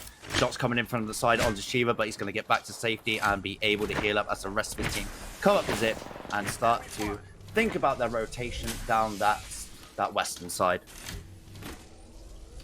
Yeah, they've managed to get themselves a kill here so far. I think we're going to see them take the jump tower next and reposition for the next ring. I mean, they're quite far out as it stands at the moment. Yeah, they need to really start making a move. We do have another engagement down towards Bonsai here, it looks. And that's between Are You Winning Sun and Swansea Platts. We've got 2 down at the moment. Oh, it's down to Igesso's footstool. I'm fairly certain that was a mid-game name change. That was RPR's loot sack in the previous, Brilliant. if I'm right in saying. So, yeah, we'll just using a dip out. Yeah, I think he doesn't want none of that, and I think we'll see him ratting for the rest of the game from here. Are You Winning Sun? Yeah. Decided not to chase that and just they'll take the rest of the Swansea Platts loot for this. Yeah, the Platts are going to be devastated after that, especially after their initial win on to the Masters, you know. Well, I think that was the Diamonds, right? It was the Masters. Masters flushed the Diamonds, if I'm right in saying. I'm fairly certain. Yeah, Masters is still alive. Yeah. So it must have been. But, well, you say that, and they're under big fire. Torborg is down 5s now. EMP's coming out, Arcstar's coming out as Zero is going to go down. No shields on them, though, and it's just HC Nasty that is going to drop down with that Eva, trying to lay some shots in, back his teammates up. It is all left on his shoulders, and his shoulders are not quite big enough to carry that as the Masters win another fight. 6 kills on the board for them, I believe, but they are going to have to get their Wraith back and get them to the beacon, but I think they're going to be able to do that. They're going to be able to med up, loot up, and get ready for the next engagement. Are they free? Doesn't look like they're going to have a very easy rotate in, though, as now we are on what we call the ice cream cones, and Stacey Boy just laid a bit of damage down there with the R301, that 3 times on there. Just poking, prodding, taking off those shields, wasting those meds, and they have got such a nice location here. I think the Valk has come into play for Clan Maka, and they've done that recon work to see where the next circle is going, and they've got themselves situated nice and contently on the ice cream cones, and they're ready to poke on anyone that is outside, and that's a big amount of damage there. Yeah, Clan Mecha. I'm not particularly a fan of the ice creams here, just because of the openness of them. I mean, it can be a very good position to hold in some cases, just because of the verticality with it. But it's just the entire openness is just leaves you susceptible. And how it rotates as well. You know, you've covered yourself from one. Yeah. Well, you covered yourself, like who they were fighting up there up top. You covered yourself from that angle, but the rotating allows you to get picked off from another angle that you weren't previously open to. So you can be fighting on all fronts there. Yes, the height and verticality is a fantastic foundation, a start point for fights. You know, it's the age-old war tactic. Height wins. The high ground wins. Anakin, you should have known that. But in this aspect, the rotation of the ice cream cones it throws that out the window, Fox. Yeah. I mean, I'll be honest. I get a bit car sick sitting on those things for too long. So motion sickness in Apex. That just looked like 2 jump pads that were put out. I'm sure that's just an observing bug, but that was a bit strange. We've got Team Goated here, who, again, it looks like they're going to end up in a bit of a tussle with Open the Door once again. And if we remember going back onto the last Kings Canyon map, they did have a bit of a skirmish with them. There's Team Goated in the tunnel that were trying to third party. Oh, there's another team involved now, I think. Yeah. Another team is just coming backfield with the caustic down to no shield, so they're going to actually dip out of that fight on Open the Door, who were crafting at the time, and I think they were actually crafting shields there, so that's a lucky escape. 4 teams here. Okay. Oh my goodness. Volk rotation now coming in as well, as it looks like Team are going to drop up high, and this is about to be a bloodbath. Arcstars coming out, Shiva just doing those vertical nades as the shots come in from Open the Door into the back, and no one is going to be allowed to fight safely and securely here. It is not even grounds. It is not going to be a fair fight, but it is going to be a fun one for us to watch, as now the moves are coming in. They are starting. No non-aimers taking up a nice secure single building there. Nowhere really. There's only 2 entrances. There's not a lot of windows. There's no verticality that can be played against them, and they're going to be quite content there, but they are not in zone, Fox. They're certainly not. They're on the edge, and there we go. The doors have gone. That's their last bit of defense on that building that's gone, and it looks like teams are going to push this and prompt the Jibby Bubble fight. They do have a caustic as well. They can get an ult in there. It looks like team go to the... Yeah, they might. They've got a crack. There we go. Wraith Portal. That's an initial. Oh, fantastic opener there. Shiva coming in massive. Elstar comes back out. They are going to get 1. They are going to get 2. And is that a clean wipe already? I think it is. They look unstoppable, Fox. That was so well played, so well whacked. Just finding the angles on the back corner. Chip damage, broken shield, let's go. And it's very clean and concise again, as now we're back on board with Open the Door, just poking and prodding at another team. Not actually involved in that fight that we just watched. Certainly weren't, and they probably didn't want to get involved with that as well, just going by how many teams, well, were here. We're down to 3 now, so they're just picking away at... See who that is just across from them. Are you winning, son? There we go. So they're just picking away at them, just trading a bit of damage, probably just trying to level up those Evos a little bit more. I think they're happy to sit where they are. Reason being, they've got the jump tower, but in the background there, I don't know if you can see, that's Swansea Masters going up the Zip, who are likely going to be coming in. Let's go here. Hospital over there. I'm expecting them to drop on this now. Yeah, this could be a real clash of titans, as a lot of our top of the leaderboard are now going to be situated in the same place, as now it looks like they are on the move. No Fear Gaming, but eating shots from every which direction, and so are Open the Door. But the move has been made. They have got ground. They have got themselves into zone again after that clean squad wipe. Open the Door, taking a lot of damage from what... I'm not even sure what that was. I'm not sure what that sound was, but they've taken a lot of damage just trying to heal up, and this is not going to be a fun rotate. Obviously, everyone knows they're there. They've been poking, they've been prodding. Oh, it's a gold charge rifle. Yeah, that's what it was. Yeah, that's no wonder both their shields went. But everyone knows they're there, and they've been a bit of a nuisance, and not what you want to do when you've got 2 teams further in zone than you. They now have to walk through a wall on either side, and the wall of Team Goat is not one I want to face. Certainly not, no. And I did anticipate Swansea Masters pulling into this position as well. They might have had the info that there was, well, quite a few teams here, and it looks like they did move up towards Butthole. Yeah, now moving in, and oh, okay, so it looks like they've inadvertently just dropped in front of Are You Winning, Son? Yeah. So, oh my, was that a stick or was that? Oh, he did! He stuck him. And that's it. That's the sticky damage, and that's the phenomenal. Unbelievable. He's going to push up, flatline in hand, isn't quite going to be able to get the angle as 5. Now he's going to have the defender's fallen teammate, but he's laying a lot of damage down, getting the arc star out, just choosing to come down. They are going to get the pick there, so the rest of his team, Are You Winning, Son, are going to converge on the location here. They do manage to get another wipe and another down, but where is the remaining member? Or did they have a gold shield? I'm not all gold. No, that's it. Was it? I think. Yeah, he's up and he is laying damage into them. A lot of damage onto Sheesh, and he is going to just dip out, try and get that off, and he has been Wraith Portal, and that's fantastic play there. Well worked. Took it back. Oh! Take back, and that's massive, as now he's situated behind the enemy, but he's only 1 shot, and 1 shot is all that he needed to go down, as the rest of his team now it's all left up to Loba, and Loba is just going to dip out, but is she going to use that bracelet and come straight into contact with another team? No, looks like he's going to play safe. Oh no, just can't catch a break, and Are You Winning, Son? No, you're not. It looks like she's inadvertently moved into, well, just below the GCS Owls here, who are just happy to take shots in third party. Everyone in their path right now, they are sitting in this zone and sitting in the next zone with height. And I mean, look at the distance. I mean, this is where I was talking about the open spaces on Olympus.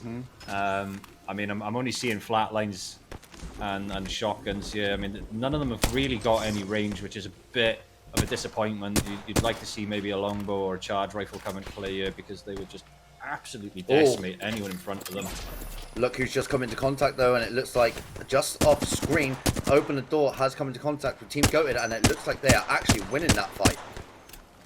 Saw at least 2 go down. Yeah, I did see that in the kill feed there. I've not seen any other. I think that was just on the edge of zone. Yeah, I think where the yellow team are. Yeah. I think they actually won. I think they cleaned them up. But next zone is about to pop as No Fear Gaming are trying to move in, but they're under fire from every direction. The team's down low, the team's up high, and Shex is going to be able to get that first aid off and move forward. But there is nothing, like you just said, Fox. It's open ground. There is nothing. You have to dip, dive, and dodge, cover to get anywhere and a foothold, and I don't think there is anything they can really call their own, as now it looks like the rest of Open the Door are going to come through the cracks and potentially backfill them as they are getting shot from above, just trying to loot up, get a little bit more utility, trying to get a bit more end game presence in their back pockets, but they're still not even in the zone. But they have spotted out the team of Open the Door coming in, and they are going to choose to confront this head on, so their backs are clear, and I think that's the right call. First shot's going out, Jibby Bubble is up, and they're going to choose to fight from the corner, or only a white shield there by the looks of it, as they are just poking and letting them know that they can't rotate that way. They want this southwest corner, and they want a free pass, and I don't think it's going to go that way, because there's not a lot of options for the team that they are fighting with currently. Yeah, it seems that No Fear are going to opt for the... Oh, they were going to opt for the Valk ult before Open the Door decided to shoot that idea down. But yeah, I think that would have been the best play really there. Maybe if Shex had communicated that a little bit quicker for his team, they might have been able to get out of dodge a little bit quicker. But it shouldn't be too long. He's 84% onto his next ult, so we should see them be able to dip out of this this situation pretty quickly. As to whether they decide to drop on the Owls on height, I mean, that could be a play here. I mean, Owls, as I mentioned, are probably in the best position you can be in right now. They've got height and a clear line of sight over everyone in this lobby. Looks like Open the Door have moved off, and that's actually going to allow them to rotate a little bit more freely. But the Owls, like you say, they've got the height, they've got the poking rights on every team in this lobby. It seems that Open the Door, yeah, as that rotation's happened, they've moved into Clan Mecca, and oh, stick there, Rad. You need to get out. Combos down. Oh. I think this will be an instant push here. I do as well. And No Fear Gaming are moving up. You can hear them. And that's it. They're around the corner. L-Star raining out. Rad is just going to be able to get his Phoenix off. So he might actually be able to clutch this out. But no, he's taking fire now. And that is it. Open the door out as now Kami and No Fear Gaming confronting another team just coming through the gates there. Are they going to be allowed? Jiggy comes out the off angle there, taken. But Kami spots that out nice and early and shuts that down. And it is just becoming a brawl here. Fox people contesting for every bit of land. Jimmy Bubble coming in. Absolute clutch there for the team above them. But they've got one in the front, one in the back. The ults are raining out. And how long can they stay here? But this bulk rotation must be massive. And it is. That's absolutely huge. But only 2 members get on it. Kami is left alone as the Wraith, but he might be able to portal as they opt to go for the high ground. And that is a phenomenal play there to use that Jibby Bubble to get the Valk off and rotate. And now they have the height advantage on the Owls. What a switch in play. We saw it last time on Diving Board, and we are seeing it again. But the Owls are hunting. They are coming up. Shex is just going to try and lay it up. Kami is just going to put the pressure off and allow the Valk to get down and heal. But no, not going to be allowed for free as Claw comes in and takes a lot of damage. They're just poking and prodding, using the stairs and that ridge to get some height. Valk, you need to get up. You need to be with your team. But they've got zone now, and that was such a good rotation, Fox. I love that. Fantastic bit of play. I think they recognised that Owls moved off their height and immediately took that as soon as the Owls pushed close to them. A little bit of a throw there from Owls, if I'm being honest. They probably should have kept their height, knowing you know, that everyone is in front of them. Probably got a little bit thirsty for kills, wanted to get some KP on the board. I can understand that, but grand scheme of things, I mean, they're lucky to get their height back. I'm not sure if that was a pad back up or a zip, but they've managed to get it back again, so not all is lost.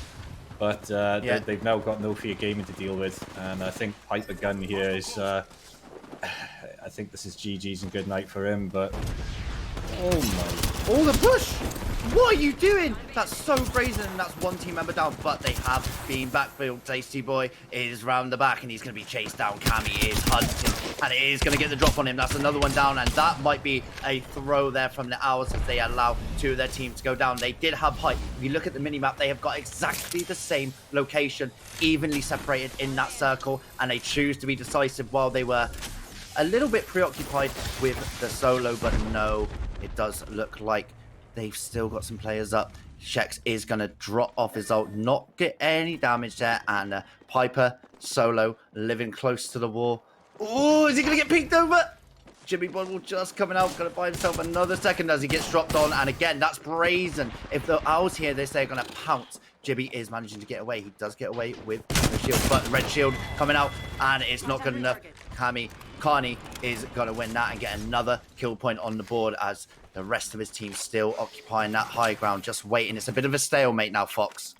Yeah, it is, and I think we're going to just see as soon as one of these teams gets a knock. I mean, No Fear Gaming sitting on all reds at the moment. They took a little bit of damage there, but yeah, Owls not really managing to get much from any of these engagements, really. I think they've managed to get a couple of kills between them, but I like this play though, going for the off angle, just pinning them in, trying to get around the back. They know there's only two of them. Obviously they took the aggressive member, and the ult comes out, and that's huge, trying to get the missile damage on as she jumps up and now confronts big damage coming out from Massive, but this just allows the rest of the teams to come up, and that's it. Jimmy gets one. They're all shining 1 HP, and that's it. No Fear Gaming in another decisive manner take game number 3 and game number 1 on Olympus, and that is fantastic teamwork, the coordination, the push for the off angle, the opener with the Valkyrie. I loved it. They took the attention to allow Carney and Streamy just to pounce, come up, and take the win there, Fox. Another outstanding display, really. They're absolutely killing anything that's thrown at them at the moment. They had absolutely no right to take Owl's spot in that earlier engagement. Absolutely no right. And they've just wiped everyone in their path at the moment. They really are the team to beat, as we've seen, and managing to get themselves quite a few kills in that game. Not quite sure how many they had there in total. I think I can see here 11 kills they had from that game alone. They were the highest in that lobby. Yeah, that's on top of that 48 points already, and then the placement points they've just earned themselves. Yeah, is anyone even going to be able to catch them at this rate? They are putting on such a dominant performance, and the thing that stands out to me is their communication. It is on point every single time. Jibby Bubble, Volk ult, charging, getting ready, connected. Wraith got a portal off angle, and it's just every time, every play is just perfect. The communication on that. We say it in other games, but chemistry can be an extra teammate for you, and they are showing that tonight. But that's the end of game 3, and we are just going to take another short break while we get the lobby sorted and come back with some leaderboards, just showing how dominant No Fear are being, and seeing how much work the rest of the lobby have got to do to catch up. But we'll be back in just a few moments.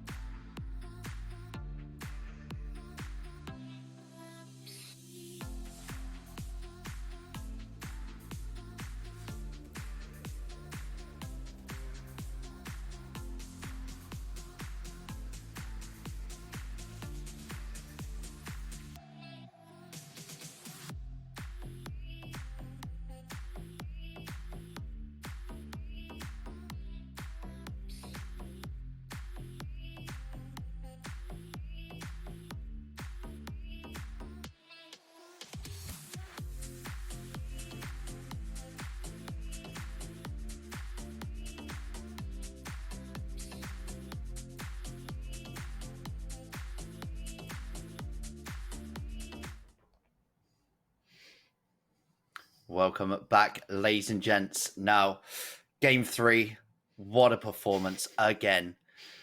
No fear gaming. I think they're taking some inspiration from the doc here. Speed, violence, momentum. These guys are just absolute monsters. They hit it hard and then they push even harder. The teamwork, the coordination is absolutely perfect.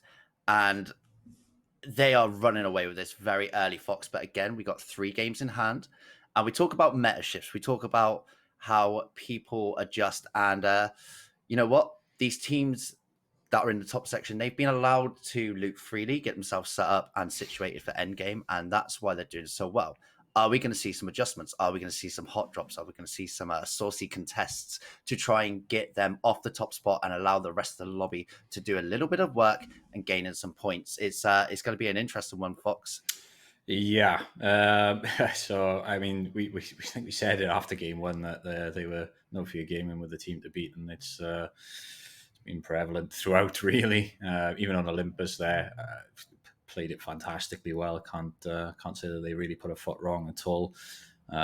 Backs against the wall as well at points there where they had no right to rotate from where they were. But that's the power of having a Valkyrie team as well, is just to be able to give you those free rotates and just completely reset and take on fights again. And they've just been putting on an absolute masterclass of that, really. It's unbelievable.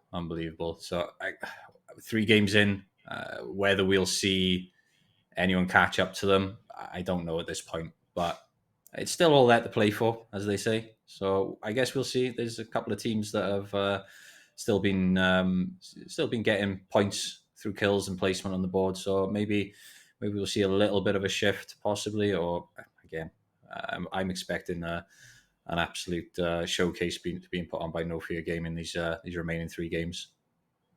Yeah, absolutely. And I think if we are lucky, we might be able to see just how much of a showcase they've been putting on by taking a quick look at the leaderboards. Now, obviously, it comes as no surprise. No Fear Gaming heading up the board with 66 points. They've got 39 kills. Now, to put that in perspective, Team Goated, we've talked about them a lot. They've got a lot of screen time. They've been putting on a good performance of their own, but they've got less points than No Fear Gaming have kills.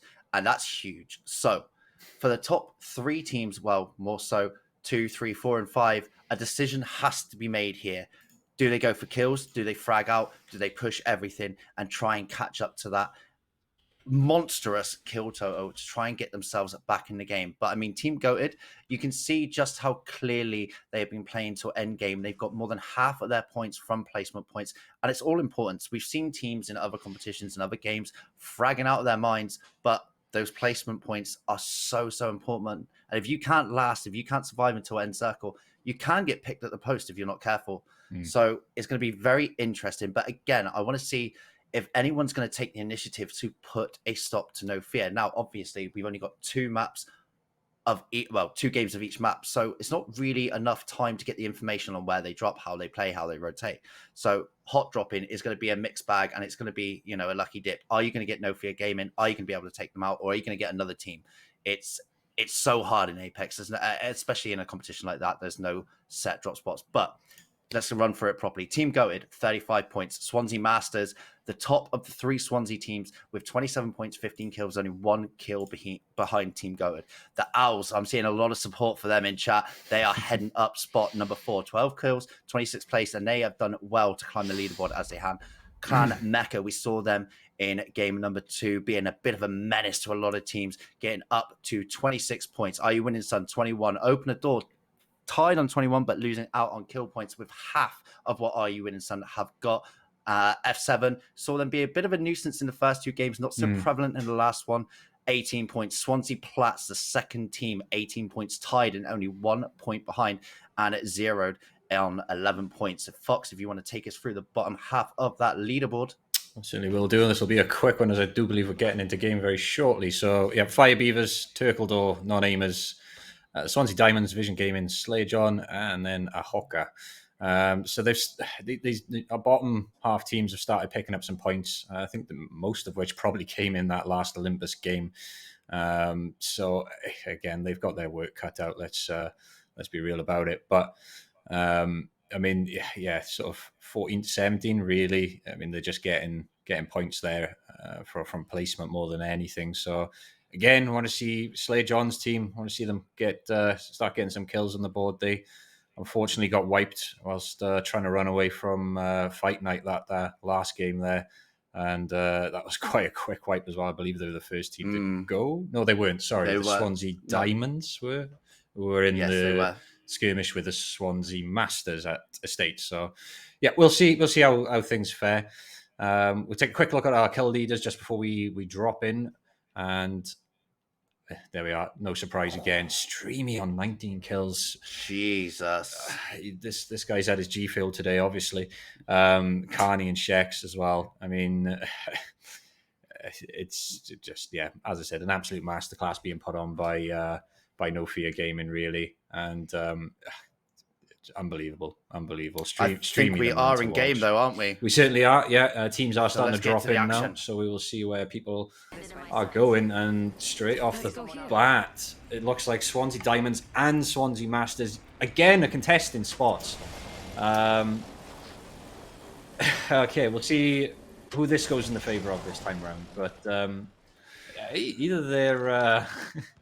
they've got a little bet between each other on Olympus and want to fight it out early, or they generally just don't know where each other is dropping. But that wouldn't actually surprise me, obviously, not being in a competitive map pool. You know, this is a bit of a throwaway map for them, right? It's a little bit of practice, it's a little bit of fun. And, you know, not being in a competitive pool, why not just lock horns and duke it out with each other? Certainly so. Seen a lot more drop spots being contested this time around. We've got Gardens for one, over towards Hydro and Elysium, and of course Bonsai with our Swansea Uni teams there taking that. Unsure as to where the first fight is going to happen here. I'm gonna bet that it's probably going to be between our two Swansea Uni teams, right? I mean, they're again. I'm willing to bet that they've agreed where they're dropping and are happy to just to duke it out with each other. So we'll see. Maybe a friendly little bet to see who's buying the first round at the SU after. It might be. McKee on the Jibby and running the Mastiff longbow. That's what I like to see on a Jibby. Looks like Ted Boggs spotted one of the Diamond teams maybe there. Yeah, they might be just deciding to dip out. Obviously, you can see the Swansea Masters pretty well looted very quickly, and you know, just being quite cautious and tentative, but playing together. And that's the thing; they're sticking side by side, and that's why they're winning their team fights. Fox. It certainly is. Yeah, I think where they've struggled is where they've not been, and I've probably noticed that if anything,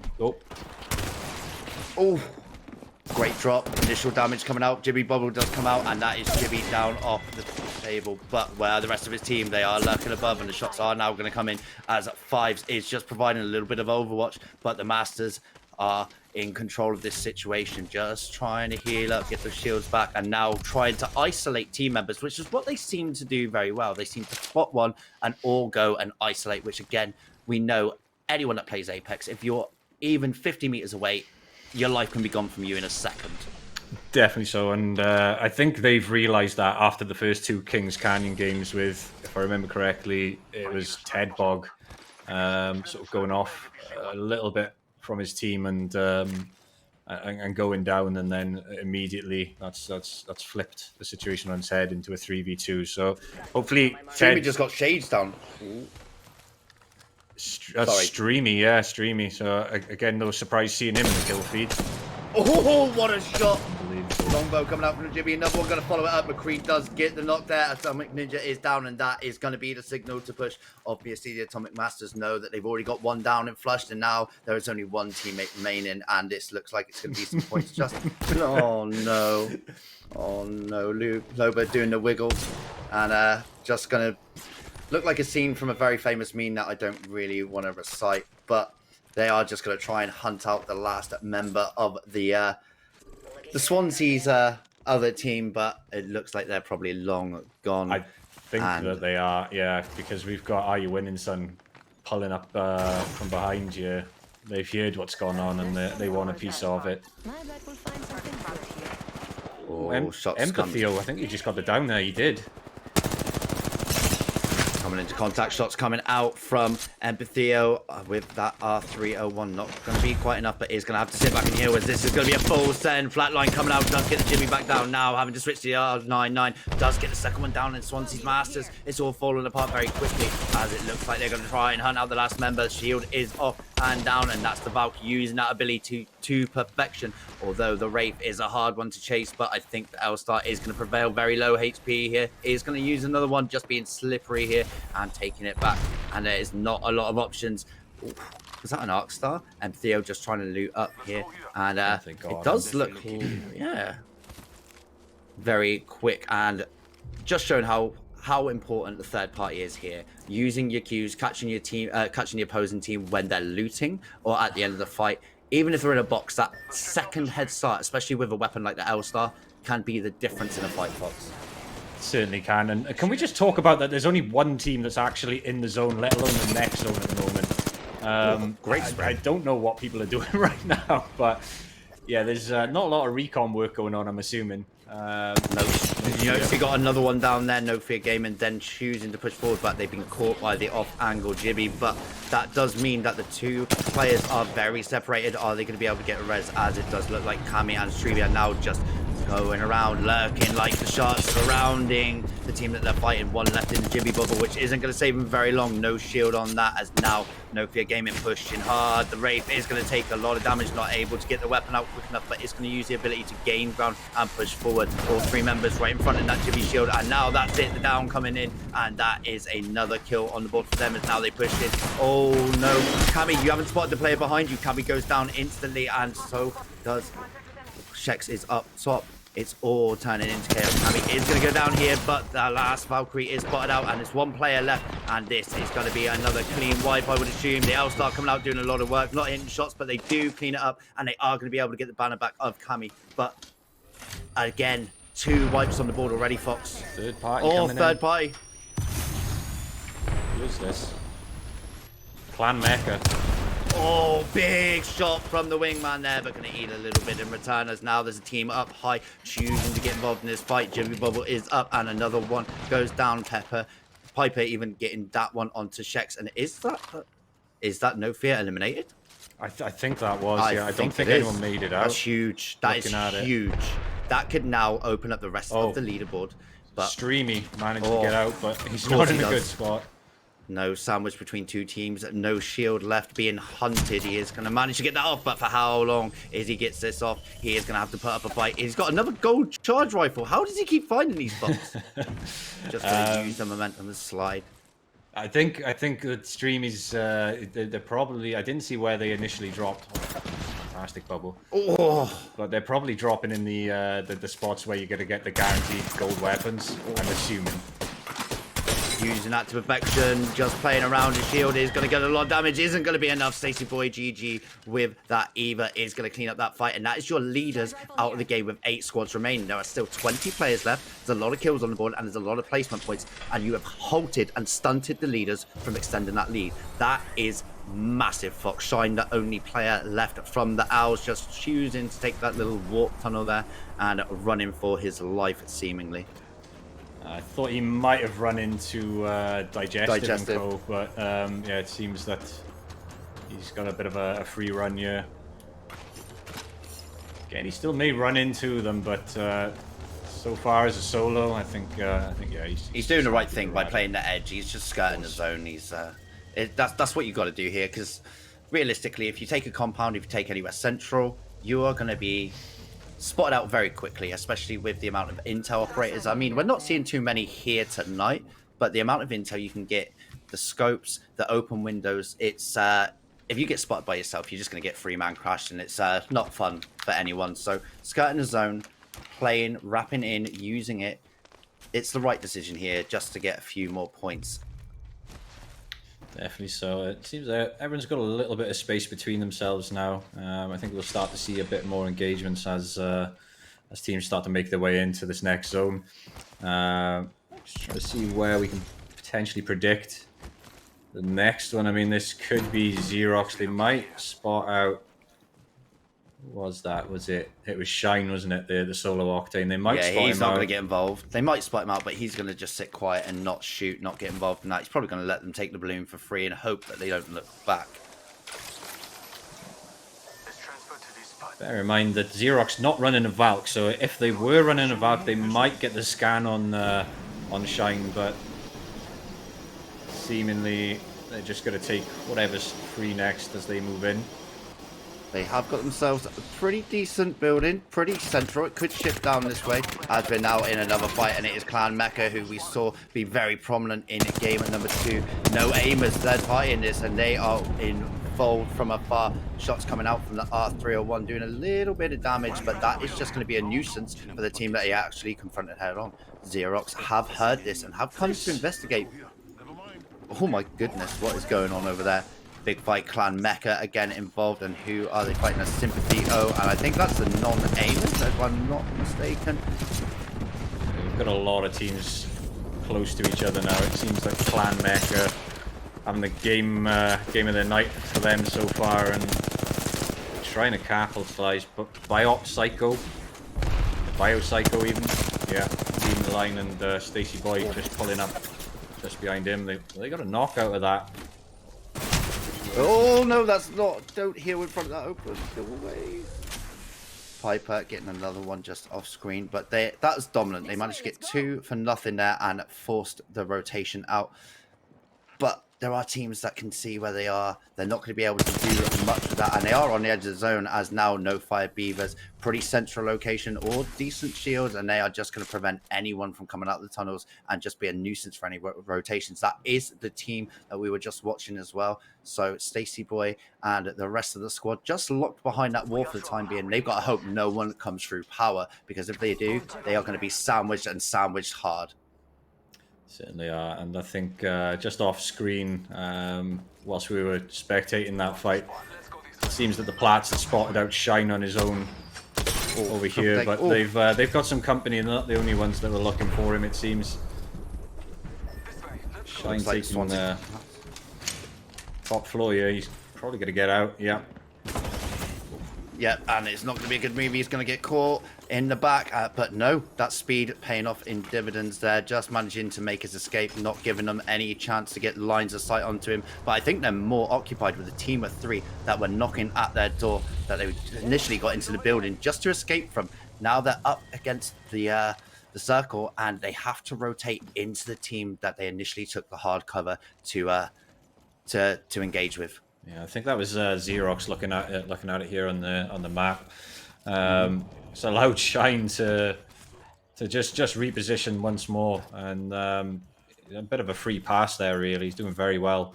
But again, running Octane, you've got that ability to just dip out of situations that get a little bit hairy. I'm just looking here. Is that he could have a free rotate into the north side as well if the team in the middle don't choose to do all that much. That must have been, sorry, apologies, a spectate bug there where I thought there was another team there with Xerox, but apparently not. Shine is being followed though. He is being hunted if you look at the map by Footstool, but he is going to move into Carrier. Who's the team in the middle there? I'm not quite sure the blue ones. They are moving off. So this, again, Shine is getting some RNG here because he might actually just get a free pass into the back of Carrier, and there's a lot of nuts and crannies that he can hide in there. Certainly, yeah. There's some great spots in Carrier where you can rat it out if needs be, and I think he'll probably take that opportunity to do just that for now. Non-aimers staking their claim in Fight Night right here, at least on one side of Fight Night. We did see another team. Yep, there we go. So that is Clan Mecha holding on the other side. This might be our next engagement here. It'd be interesting to see if anyone just goes into the boxing ring to hold it, and it comes down to a fist fight. Oh my god, can you imagine? I don't think the circle's quite going to allow it, but I mean, if you look there, dead center of the middle of that circle, it's some playable area. So we might get it. It's got to shift north or south. Realistically, the land ratio, it should go in favor of the boxing ring. You say this.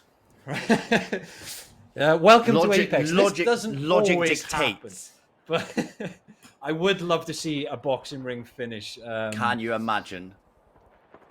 Oh, tacky engagement. I'm just trying to see what that is. That's just outside of a boxing ring there. Who did they get down? That was Shingvimi.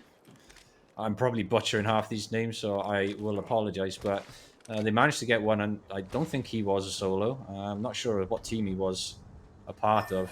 Oh, that was Are You Winning Son? Are You Winning Son now down to Empathio on his own. Another rat in the game. So we've got. Might actually come into contact with Shines here. I was just about to call that, as you said there. Hello?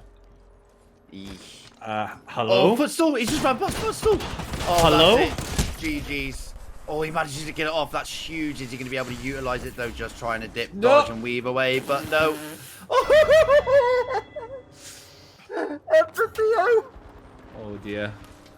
Oh, my man. That is not what you wanted to be observed. You've been standout. You've been winning your ones, but the good comes with the bad, Fox. It certainly does. I think there was a bit of a panic cue there. I'm not surprised. I would have panicked. Can't blame the guy. I really can't. But okay, here we go. Fire Beavers might be making a play up onto Clan Mecca. There we go. Clan Mecca, yeah. Yeah, and I don't think that they know that they're coming either. So until they start Not hearing the again. steps, it's just a third party waiting to happen here. Yeah, they're going to get sandwiched either side by the looks of it, but this middle part of Arena Fight Night is going to be some valuable real estate, but it's big, Fox. It doesn't mean that you can put all your attention on one side. So as soon as an engagement happens on one side, I think we're going to see the opposing team come in, swoop up, and Clan Mecca, they've been in good position. They've won a lot of fights already this game, but I think they're about to eat some third-party sandwich retribution. It does seem that way, although everyone seems to be a little standoffish at the moment. I was kind of expecting the push to happen here and just absolute chaos to ensue, but it seems that that's not going to be the case. Firebeaver is just happy to sit and wait outside this door and wait for Clan Mecca to make the move first, but a bit of a strange one, but because it does seem like other teams are engaging right now. I'm just trying to see who that may be. We've got non-aimers. We're on the other side, and they're just taking a look onto the carrier right now. They're just going to choose the gatekeep here, I think, and obviously with the Bloodhound's going to make things a little easy. 48 damage coming out there, but he's not thought about the Bloodhound of Lash on the opposing team, and that might be a cue again for the team to come out of the middle and get involved in this third party. Still got the triple take in hand, and Lash, that Bloodhound I was just talking about, taking a lot of damage and having to use his ult to bust on out of there as we Swansea Platts just on the edge, waiting for a cue, waiting to see what's going to happen just on the edge of the box. Take the ring. Take the ring. Take Someone's the ring, gotta please, boys. I can't wait for this circle to pop, but it's just taking forever. The anticipation is killing me as they now are going to move up to the side, and this is going to be an engagement. Ooh! Sees one, and it is going to be the Octane. Is he going to be able to dip out of this? Jimmy Bubble comes out to protect him. That's great play from his teammates. As one drops, he isn't going to quite get it. Does crack the shield, though, and that might be the engagement that the middle team need of Mecca, but they're going to choose to keep their nose clean, and the Plats have taken the real estate, but ults are coming down. A lot of damage going to come out there, and they're just going to have to try and get away, and it's not been a clean fight. No one's lost, but look at where the circle's gone. It's on the unplayable, Fox. It's literally on that slightest bit there, isn't it? That's incredible. This is going to be it's on the bridge. Absolute chaos. I mean, oh my God. Xerox have probably got the best position Xerox. here. Yeah, yeah, the best position. They've got the most cover in the widest area of play here, so let's hope that they take advantage of that. I mean, it does look like they're just hunting for kills. This is not looking good for Mecha Clan now, as they took the initiative, took that ring nice and early, and now they're in the middle of 4 teams, Fox, non-aimers, the Plats. Who else have we got there? The Foxes, I think. And yeah, it's not looking good. No aimers being a bit brazen, though, as the clan have moved out to the middle of the ring, just trying to scout and see what they can find, poking at the other side, which I believe would be the Plats closest to the bridge, or would that be Xerox that they've got eyes on the Xerox. other side? Yeah, I think this has actually worked out in Clan Mecca's favour. I don't know how they're getting such luck here, but everyone has exited Fight Night area, leaving Clan Mecca with line of sight. Oh, this is a huge fight. Look, people dropping in. And then Clan are just going to be able to poke and prod from afar, take the chip damage, get the knock, steal whatever they can. But the Plat's going to allow them to get away with that for too long, as we can see them moving up behind. And are they aware of the position in there? Jibby Bubble does go down, and Bio is going to move up with that Volk, making the most of it. There was a knock, there was a clean wipe. They're licking the wounds. Have they got the shields off? There has been a little bit of time, but not enough. Stacey Boy goes down and is flushed as Bio gets one onto Frizz the Frog. And now this has just opened up the kill feed, and it is lighting up. We got our 3 squads left. I think it's a 3v3v3 right now. So, and everyone seemingly still in zone. Fire Beavers got the most of the zone. Swansea Plats, they've all just traded positions here. They have. Gone It's round like in Ring of circles. Rosies. Yeah. But yeah, the Swansea Plats are gonna heal up and just hold this door. They can't And they get can. pushed. They're- Yeah. It's perfect for them. It's this is a dream situation. Just on the edge, they got the door. The other 2 teams are already fighting. They have kind of come to a bit of a ceasefire, but looking at it, Clan Mecca have, I think, they're outside the zone, so they have to make the move. And as soon as this fight ensues, the Plats are going to come rushing down. They're going to see the knocks. They're going to know the teams. They're going to see everything in the kill feed. And this is why watching the kill feed is oh so important. Oh, that's one down. But still, and that's the opener. Are they going to move on it? No, Fire Beavers are moving on it, but the cover is there.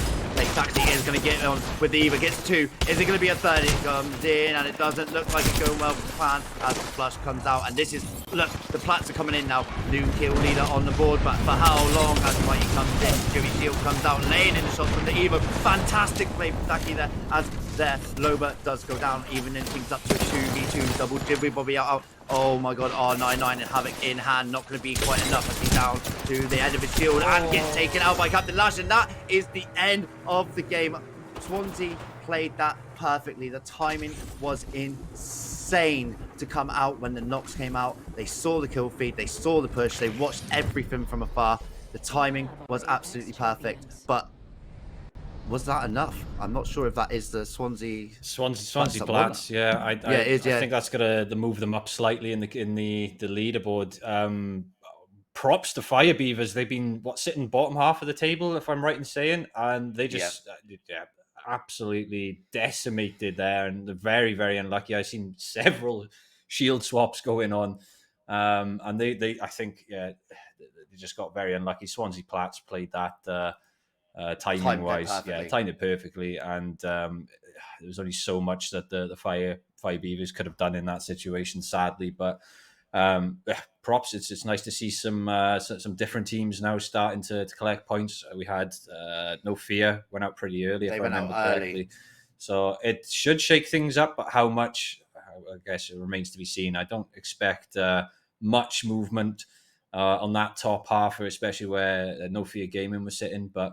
A really great display from the rest of the lobby there. It was really, really, really good to see there. Yeah, and on top of No Fear Gaming, obviously going out, we talked about their coordination and their comms and their teamwork. But it's prevalent when they're not in the lobby and they're not being so dominant that all the other teams, they've got that in abundance as well.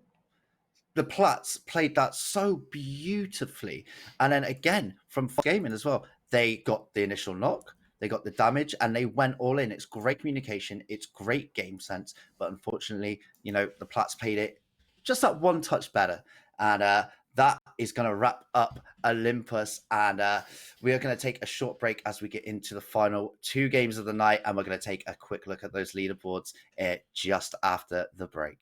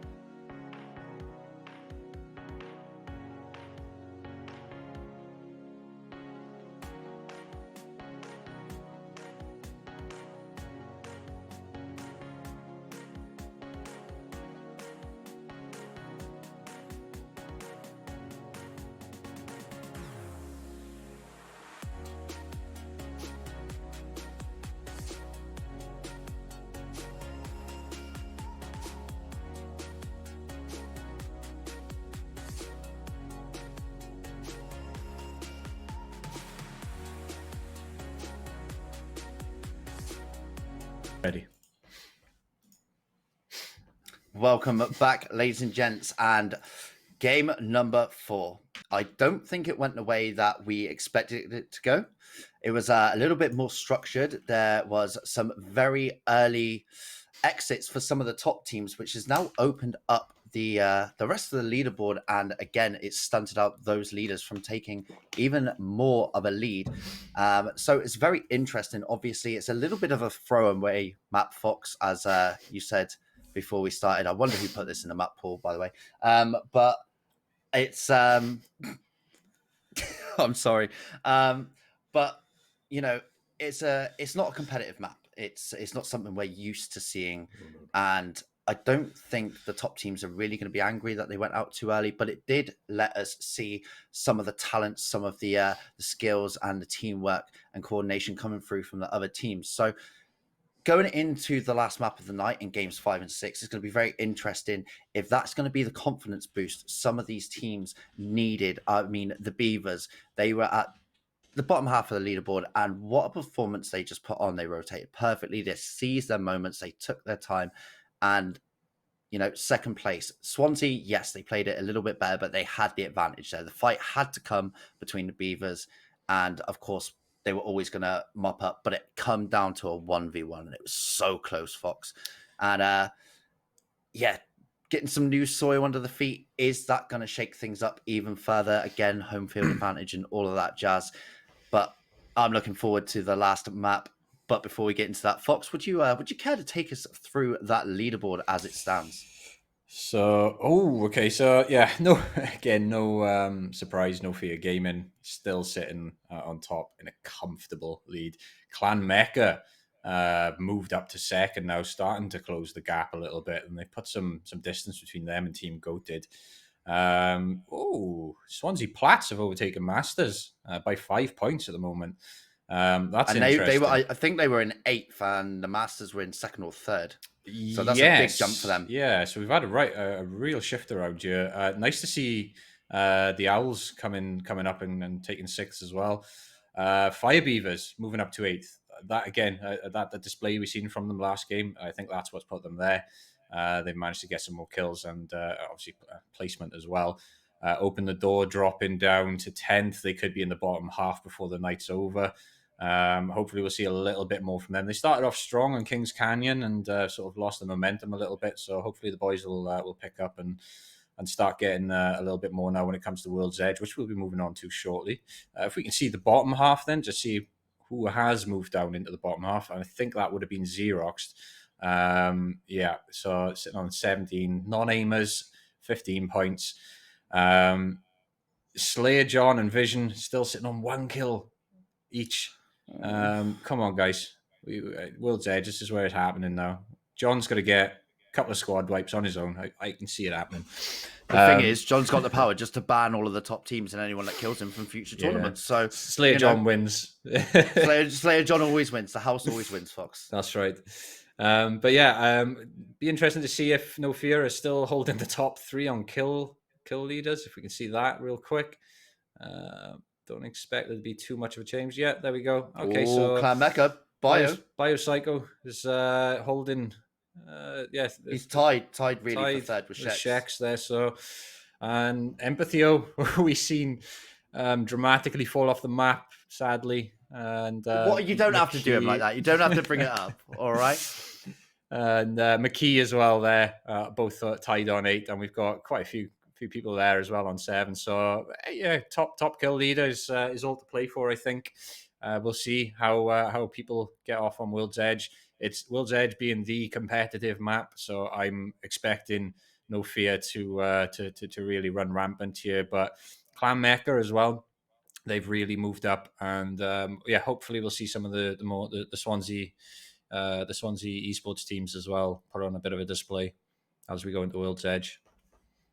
Yeah, and like we said, this is the competitive map that we're going into. So strats, rotations, the difference between your people dipping their toes into competitive and the people that play competitive and scrim and play at high level, it's either going to be very, very clear very early here, or it's going to be a very big lesson in game number 1 for some of the teams. And some of those teams, they can adapt on the fly. We do see them pick up. We do see them take notes. And this is why community tournaments are so great. Playing with a mixed bag of abilities is, even if you get stomped, you learn something.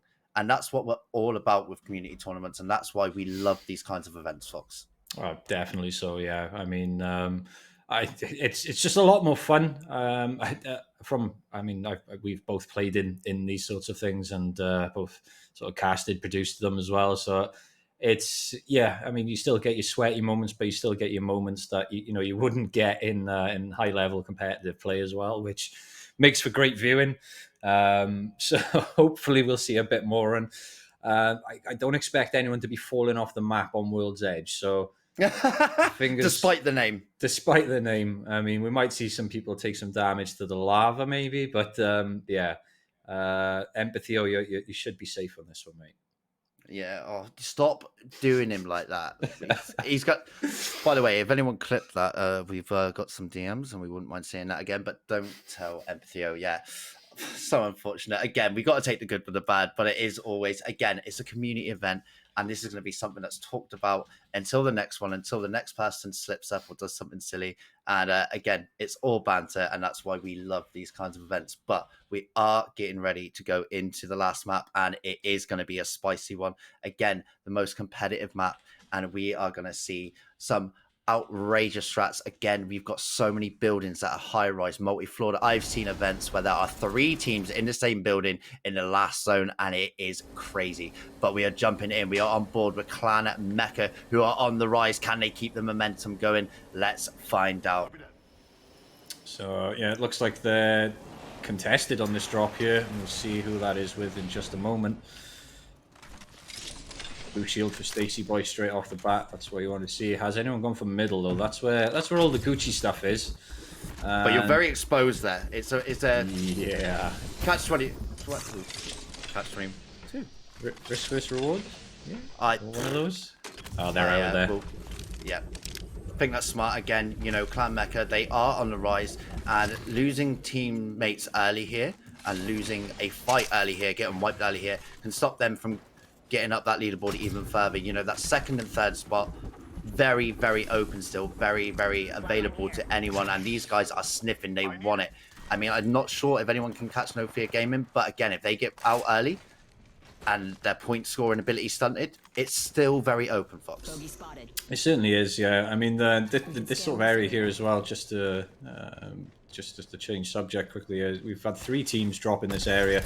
How Clan Mecca haven't ended up fighting. Who is this here in lava? This is Goated, Team Goated. So another team that's been playing really well tonight. Third not place. Ended up fighting these is beyond me. But I think the only other spot that we had contested was launch site. If I was right in saying, yeah, we did have launch site contested with 2 teams there, but nothing really happening there. Does look like, here we go. No fear of here we go. Just come to say hello here as well. No Fear Gaming trying to open up and stomp their authority, and it is the top 3 teams, Fox, all in the same small area, and No Fear Gaming are on the move. They smell the blood and they want to start getting those kills on the board very early, as now they come behind the Jimmy Bubble. Mastiff in hand, one is down, the second one is going to come out, going to take heavy shots. Smoke Daddy is going to take it, and that is again another flawless wipe from No Fear Gaming. It is, yeah, and it's just so quick. So quick. That fight was perfect. Yeah. Lava Siphon might be the next place we might see some engagements here as well. We've got 3 teams occupying this. It being so big, they might end up avoiding each other. We might find that teams might not want to take this early fight. Getting the shield swap there from Oh Sorry.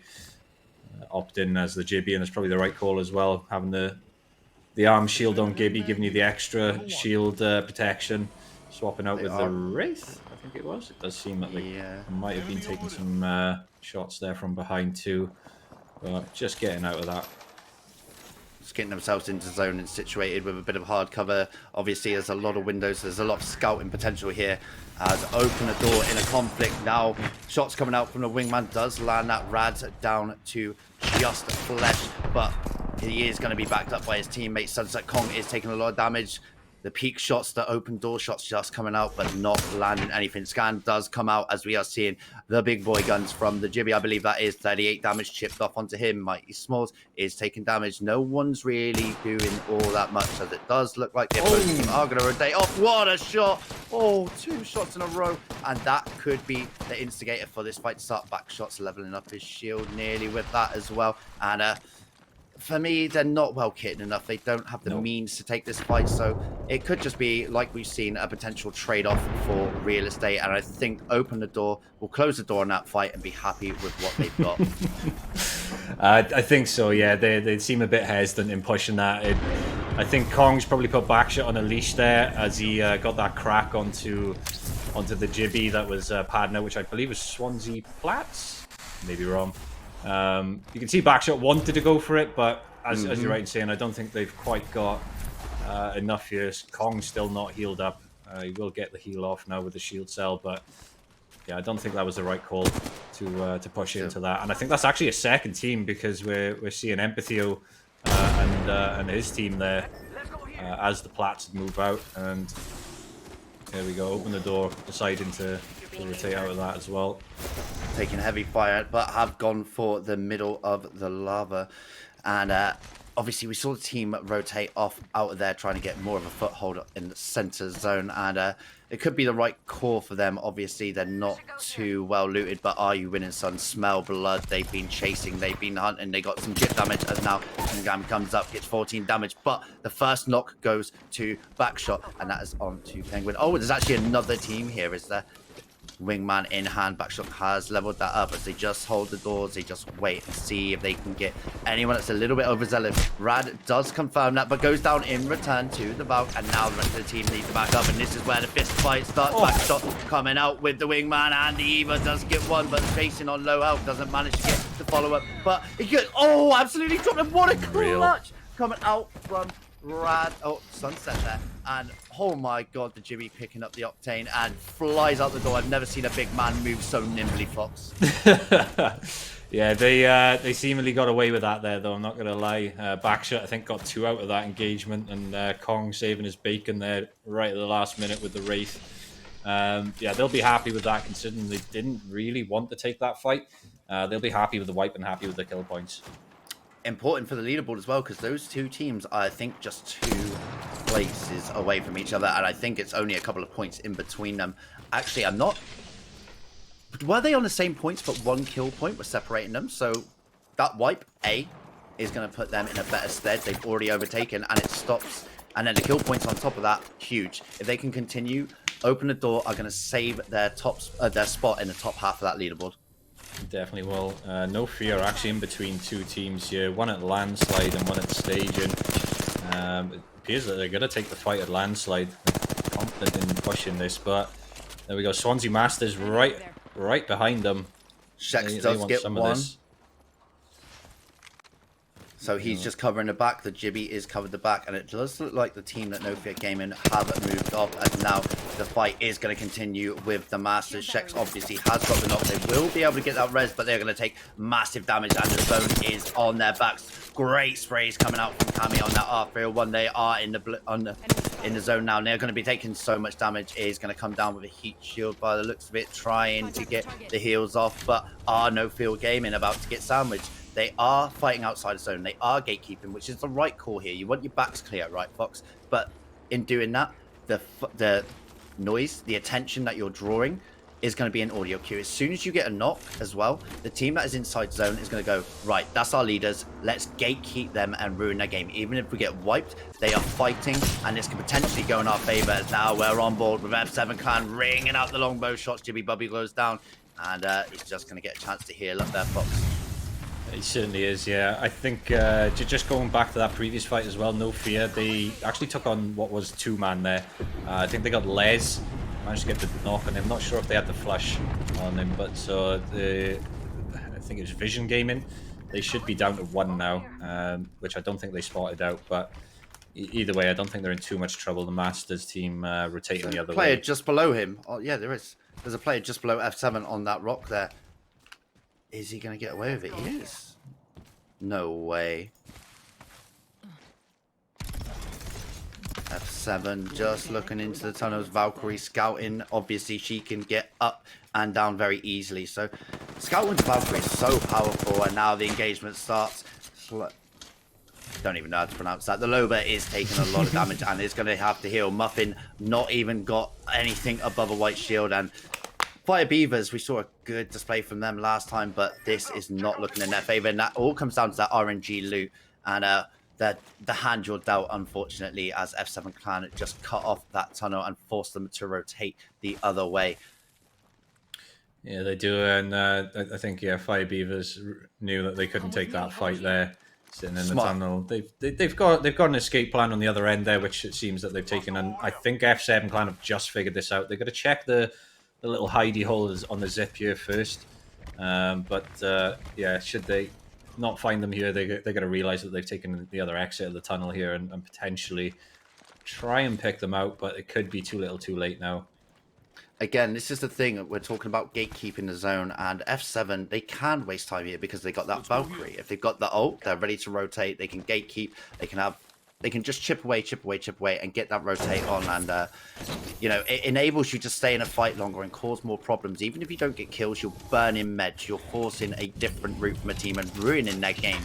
And that can be enough to earn you at least a placement point slot. Definitely so, yeah. And it does seem... Are they Valk ulting out? No, they haven't put Valk ult out. They've just booked it and gone on foot. I think they're probably going to be safe for now. How they just missed Slayer John's team there, I'm not quite sure. Someone's fallen asleep in Slayer John's team there and not spotted that rotate that went straight through them. But it appears that they have spotted another team. Not quite sure who that is. They're crafting. They're just trying to get themselves booked up. They don't have F7. a great... They've seen F7, so they know where they are, and they're starting to move now. They don't want any of that fight right now. Dynamo FPS in the distance there is just getting a knock. I'm just trying to see where that is. Lava City is getting real busy right here. The Plat's in trouble. Yeah, Captain Lash again. That Bloodhound going down, and he is going to be picked off from the side, and that is Shades, who we saw solo dolo the last couple of games. But the height, the elevation, the multi-stories, this is all going to come into place, and I would say that we're going to see a couple of teams sharing the same building, and it is going to be an absolute Mexican standoff very, very quickly. Good real estate, the open angles coming from the roof, open the door on top. Again, playing very brazen up on elevated positions. Yes, elevation is always good, but when it's open and not much hard cover, it can be detrimental to the rest of your game. Shots coming out from Kong, long range, not going to be able to land anything there. Onto two fighting teams in the center, which is no aimers. Big shots coming out there, and that is nasty going down. And I think that was the squad fight. 10 teams remain. Yeah, it does. As you mentioned, it does seem like we're going to have a couple of teams sharing buildings here. Shine just poking his head out there, taking a little bit of damage, getting back into cover. Can I just point out as well, that fight that we just went to and the wipe happened, it was actually Kong that got the kill all the way back there with the R301. Good grief. Pinched right at the last second. I mean, that's the beauty of the R301, right? It's so versatile. Close range, medium, long range. It's just too good. I love it. I've loved it since day one. But look, it is getting very, very congested here. There are teams just below, the teams on the opposing. A couple of top stories there and roof peeking and poking. And it's a bit of a stalemate. For me, close the door, need to rotate off and let these two clean up and try and get themselves situated in as we are now on board. Just a Loba left for the No Fire Beavers after the good performance last time, and I would say that they are going to be absolutely collapsed on. But is the third party going to come in, and is a helping hand going to be lent? Doesn't look like it as Streamy, the monster, the top fragger, is smelling blood. The Arcstar ready, Torborg is ready, doesn't get the stick quite, but another team comes in from behind, and that is GG. Mercy gets that, and that is the Swansea Masters coming in, and this is going to be a big confrontation. The Crypto drone looming overhead. You can hear that menacing presence as Swansea Masters are probably now going to get into it with No Fear Gaming. Slayer John just off in the distance, taking his time, just chilling out. But Masters have to get to zone, and it's not going to be an easy road with all the attention they have drawn to themselves. Just off camera there, it did look like No Fear had just thought, nah, we're out of this, and they've just decided to leave this and rightly so. There was four or five teams here at one point. 4 teams, I would say. And Streamy and Carney just sitting below. I say that they were going to dip out. Are they wanting to get involved again? I'm not quite sure. No, they're rotating out. They're rotating out. Smart play from them. Vision Gaming, though. You might hear this. Yo Jojo. But he is a solo. Let's just remember that. So there's only so much that he can do. Strangely enough, no fear actually taking out Les earlier in Landslide. So this is the solo that I was talking about. So we'll see how he's center of map. You don't want to be center of map as a solo right now. You really do not. But we'll see how he fares anyway. Having those mechanical legs is good to run away, but when you're center zone with 8 teams remaining, you're going to have a lot of eyes on you, and I don't think that's the play. Just want to go back to the shots that we saw with the wingman from all the way over downtown. Wraith and a wingman name a battle combo. Since day one, Fox. Since day one. It certainly is, but yeah. Look who's on screen. It's your boy. Yeah, I've seen a few teams running crypto today. Not so much as we often see, but no, it's always nice to see from my perspective. Always seen a crypto in a team. Again, he's underutilized, I think, but can have a massive impact on a team composition. And non-aimers have just held this. This is the new POI. Look at this! Look at the zone as well. They've done the research, and they are sitting very pretty right now. Yeah. I think they'll be happy to hold this for quite some time. Lava City is just going off right now. Is indeed. Radam's taking a lot of damage. Sunset Kong is down, and Backshot is up there. The fight is continuing. 3-5 coming out from Rad, but he is actually going to go down, backed up by his teammate, and it is just Backshots left with 1 HP and a dream. Doesn't actually opt to take the jump, but he's got the option there if it's available. Is going to choose to get that heal off, and that could be crucial. He's just going to play time and sound and see if he can get away with being the sneaky boy, the ratty boy, but is he going to be saved? The scan comes out, and that's his cue to leave. And he is going to take the jump. And is it going to be into another team? It is. It's going to be into Shades, and that is not good. Just barging through the door like he owns the place. And that audio cue is the cue for the rest of the teams. He does hear that, and again, being that Octane, he is going to be able to dip out a dodge, and he's going to take the long rotate. He's going to go wide as he can, just hide, play time, rotate in with the circle, and that is the freedom that Octane gives you. Backshots might actually get spotted out, as it does look like Swansea Masters heard that, and they're just sending out the recon, just finding out where players are, because they have got the hardest rotate into zone now. They still have to rotate through 2 teams. Fox Streamy now the lone player of No Fear Gaming, and it could be an earlier exit than we're used to seeing, but that triple take in hand is it's not a nice sound to hear, Fox, and especially in the hands of the top fragger, but he is going to take a lot of damage. To cross is not going to be free. It certainly isn't, no, and I think he's actually trying to get Banner here as well. Yeah, he is. He's going to successfully get it. Why aren't you shooting that drone? There we go. It gets shot down. F7 finally get it, but Streamy might use this as a bit of a res and bait, possibly. I would probably do that. Yeah. Maybe not yet, but I mean, the only beacon he's got left is outside his zone right now, so he might not take his chances just yet. But yeah, Rampart's area is starting to get a little bit heated. The zone is going to still be partly on the ship as well. So I think we've got 2 teams that are occupying this area currently, and there's a couple of different floors to this. And the audio in this place is an absolute nightmare. You can't tell verticality with it. Look at how many teams are here now. Just know that they're at the door outside the zone, and it looks like he's just going to trickle and wait there. This is going to be devastating if they're not together and not ready for this push from the front or from that side door. No aimers are going to take a lot of damage here. Streamy has gone down off screen, so that is your leaders out in 7th position. You got flushed out then. There's no surprise there. Again, the zone this small, and what limited F7 had to come into him. They had to. For sure. And yeah, it looks like F7 have taken the areas outside of the ship. There's a little bit of cover there, but Swansea Masters pushing straight into this little crop. they would have heard the fight between F7 and Streamy, and they choose to move on that, coming in with the Jimmy Bundle. The Eva raining out, takes one, takes two. F7 just down to one player, now no players. Clean wipe from the Masters. Very, very good. None of them even losing all of their shield. That is a fantastic push to capitalize on that and get themselves a better foothold and to clear their backs and sides there, Fox. Definitely so, yeah. If you're going to take on a 3v3, you want it to finish as quick as possible, and they've done just that there. Oh, no. Hello. So, Dynamo spotting out a couple of Ratatouilles underneath there. I think that's the Swansea. Rads is off to the left on the rock. Oh, this is so brazen. But again, we've seen Rads in previous events. His trigger discipline when it's a solo player, his ability to clutch up and get you some big position points. Oh, that comes out on his nick. Another one, Dino FPS is going to get a big amount of damage there, but they're choosing not to push on that.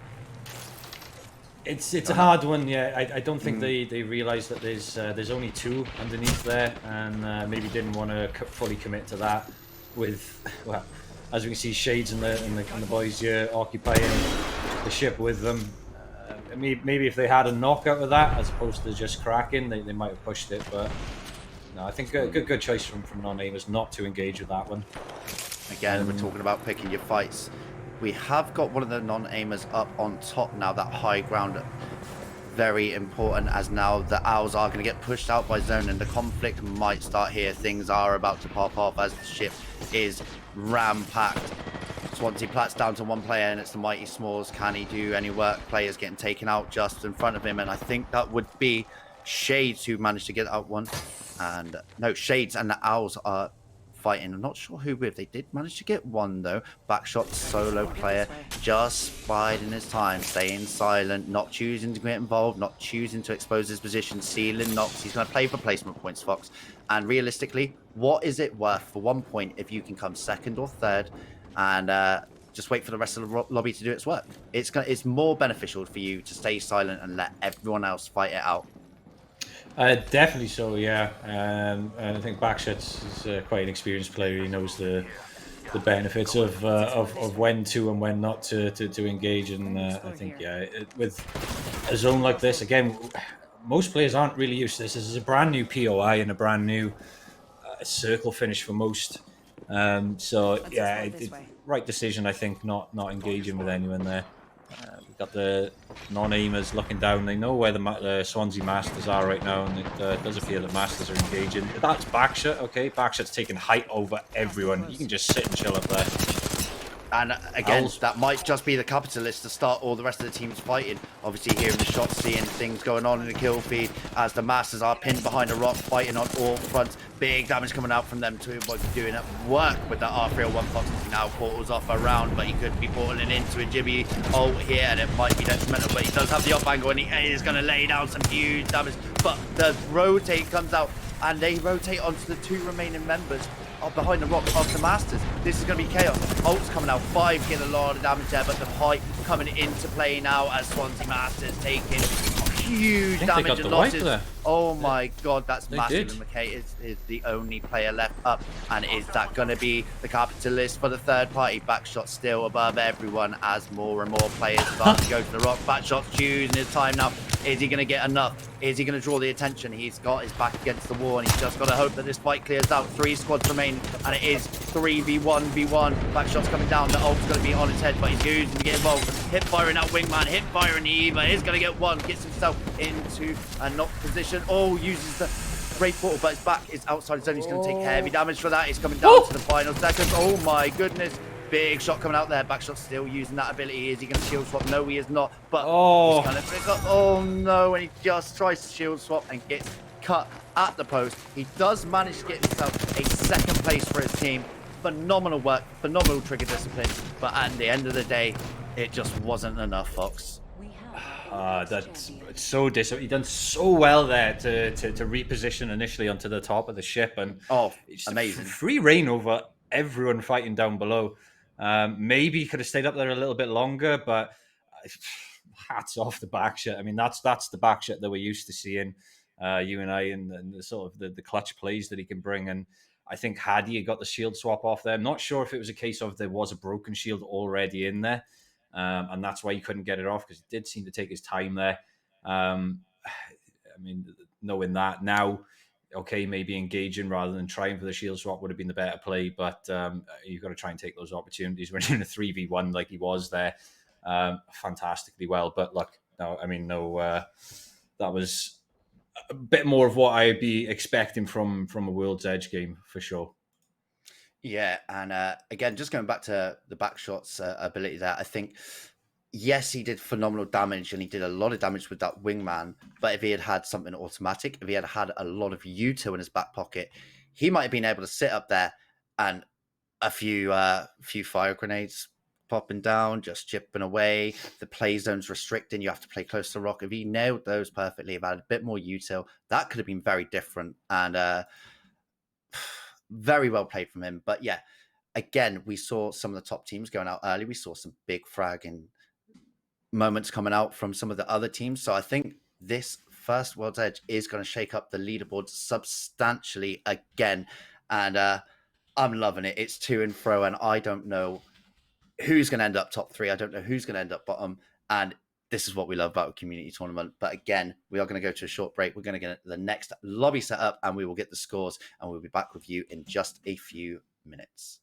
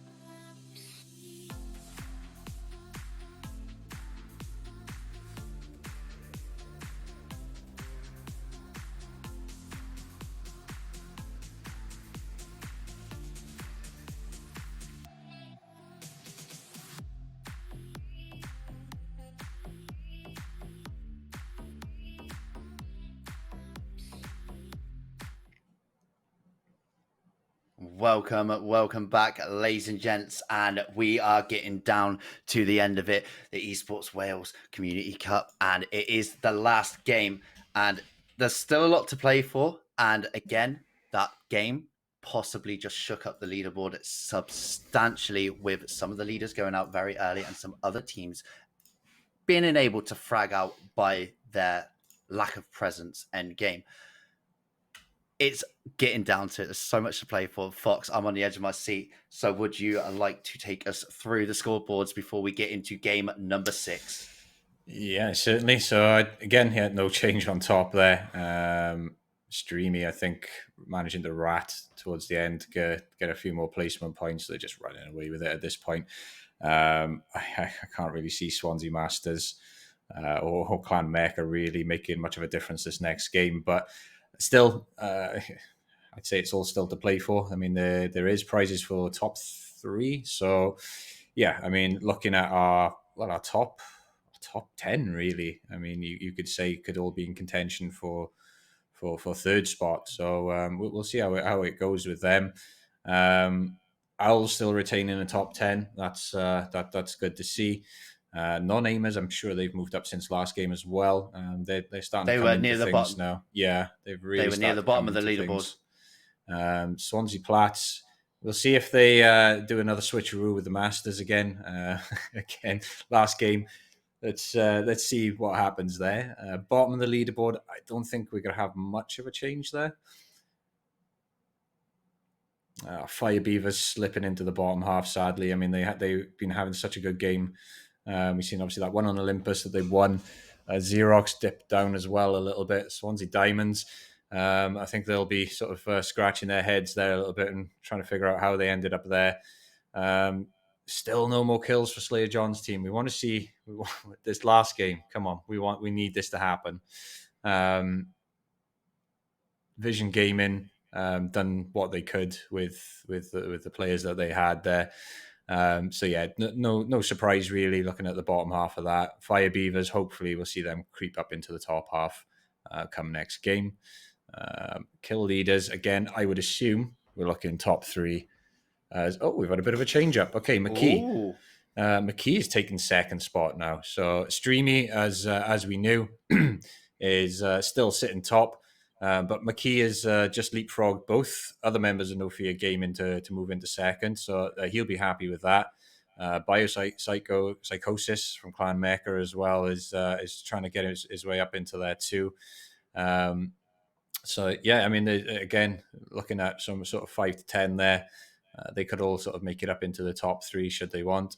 But yeah, Streamy, we'll be expecting, I think, another display from him this last game going into this. He's been crucial for his team all night. And as we can see, both from his kill stats and from the team's stats overall.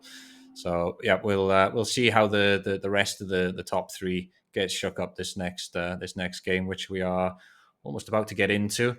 And yeah, we'll see how this one fares. Just want to point out as well, Dynamo FPS for the non-aimers at I think it was game 3. I think they were just below or above Slayer John's team with 1 kill to their name, and he has managed to pull himself up and get himself to 7th on the kill leaderboard. That's huge. That is an insane performance. They picked up the pace, and they're starting to feel themselves now. So I'm expecting big things from non-aimers. We've been talking about them a lot more as the night's gone on, and I want to see a little bit more action, see them climb a little bit more. But we are into the last game, Fox, and all the gloves are off. There's so much to play for. And second and third, and not only that, just those brownie points, just that pride of being in the top 3 for this event. Definitely. So it would be interesting to see again with just the limited teams that we have if areas do get contested again. Let's make a choice. That's a pretty straight flight path there. Everywhere is reachable. So I would hope not to see anywhere contested, really. I mean, considering that there's certainly enough POIs. We've got a fairly decent flight path there as well. So I think everyone should be able to get their loot comfortably and start rotating in accordingly. Looking at it, it looks like the hot zone might be slightly contested lava, but not really. Just players looming on the edge. They thought about it. They dipped out because the team's there, and it looks like the back team actually managed to claim that for their own. But Circle is fairly central with just a little bit of an eastern skew, and there's a lot of teams sitting quite comfortably. But again, there's a lot of teams playing that south edge. Yeah, I think our main initial fights may come from sort of halves to lava. Potentially, we might get some action over in Frag. We've got Frag East and Frag West being held by the Diamonds. And let's see who else this would be that would be near them. No Fear. Okay, so this could be our big fight here. As to whether they do end up engaging. Fragment big enough to hold two teams. We usually see sort of competitive play. There's always two teams that'll drop here, Frag East and West respectively. So No Fear wanting this straight away. They've already spotted out the Wraith there. And, oh, big spray coming out there from Shex. He does take a little bit of damage, needs to heal up. A little bit of a roll shift there as well, as he's now on the Pathfinder. And they are going to move forward on that, but they don't know where the info is, and it's all three members waiting to loom in. But the lifeline caught off guard, and that's the first one down. Second one is going to come out. Spray is good from Shex, but not good enough. As he switches up to that Peacekeeper, trying to move around, takes a lot of damage to go down himself. Not digestive, even if things up. Cammy, though, with another one and a clean wipe for No Fear. 3 points on the board already, and the wheels aren't coming off this frag train, Fox. Certainly not. That was a really quick wipe there as well. Not quite sure what the lifeline was doing. Initially thought the lifeline might have been AFK, but as soon as they did Looks get like shot, holding an angle down the tunnel, I would have assumed. yeah, I think you might be right in just that little nook there of where the bridge comes down. They did move when they were shot, so I don't think they were AFK. And usually, if they've disconnected, we do see that icon pop up as well on screen. So. Sadly, I think the lifeline's got no one to blame but themselves there. Unfortunate. But yeah, it looks to be another No Fear gaming I need heavy ammo. display once again. They've got that entire fragment to themselves, and the Circle could pull either north or south here. If it does pull north to them, then They're laughing. absolutely. And the thing is, the beauty of this is it's not close enough that they need to go hunting kills to take that top spot. They can sit there. They can take their time. They don't need to advance. They don't need to aggress. They can sit there and they can chill in their high towers. They can get looted to the teeth and wait for everyone else to come to them if the Circle does choose to go that way. And yeah, just again, such a dominant, decisive push. They got the opening. Chip damage, they got rid of the shield, and that was it. All guns blazing, high, low, surrounding, and that was that. Little bit brazen from Shax on the Pathfinder to swing on low shield with the Peacekeeper in hand. Does go down, but teammates there, as they have been all night, to back them up and take the W. It looks like yeah, that was halves that was contested, but Open the Door have moved out of that. As to whether they know that they were getting pulled up on, and that's the reason for their early exit is to be seen. But yeah, they've moved into the no name here. I don't think that they realized that they were getting pulled up on there, and I don't think either team realized, in all honesty. But we'll see. I think these two are probably the closest. Oh, we do have a third as well in play over a Geyser. Looks like they are choosing different rotation paths. So if Open the Door just choose to go down the crater there and get into zone nice and early, they can get themselves some prime real estate, as it has come away from Fragment, and your leaders are going to have to rotate off. It's a very eastern circle for the next zone, and it's going to cause a lot of heartache and a lot of hard rotations for these teams, as we know Fear Gaming coming into contact with F7. A lot of damage coming out from that R301, nearly cracking the shield. Jibby Bubble does go up. Arcstar comes out to try and catch anyone playing behind it. Not going to get anyone, as F7 choose to rotate back into the building, hold some high ground, and wait for No Fear Gaming to push them. They go high, they get the elevated position, and it's good play from them to dip out of that fight and not allow No Fear to extend their lead even further. And just to point out as well, No Fear of they've pushed all the way out of Fragment for this fight, all the way out of Fragment, and I think they're just going for kills here. They just want the kills, call it an early night. And they're planning to just take out F7 right here. Shex tried to zip up there. I think he's got a tag there as he's done so. Ooh.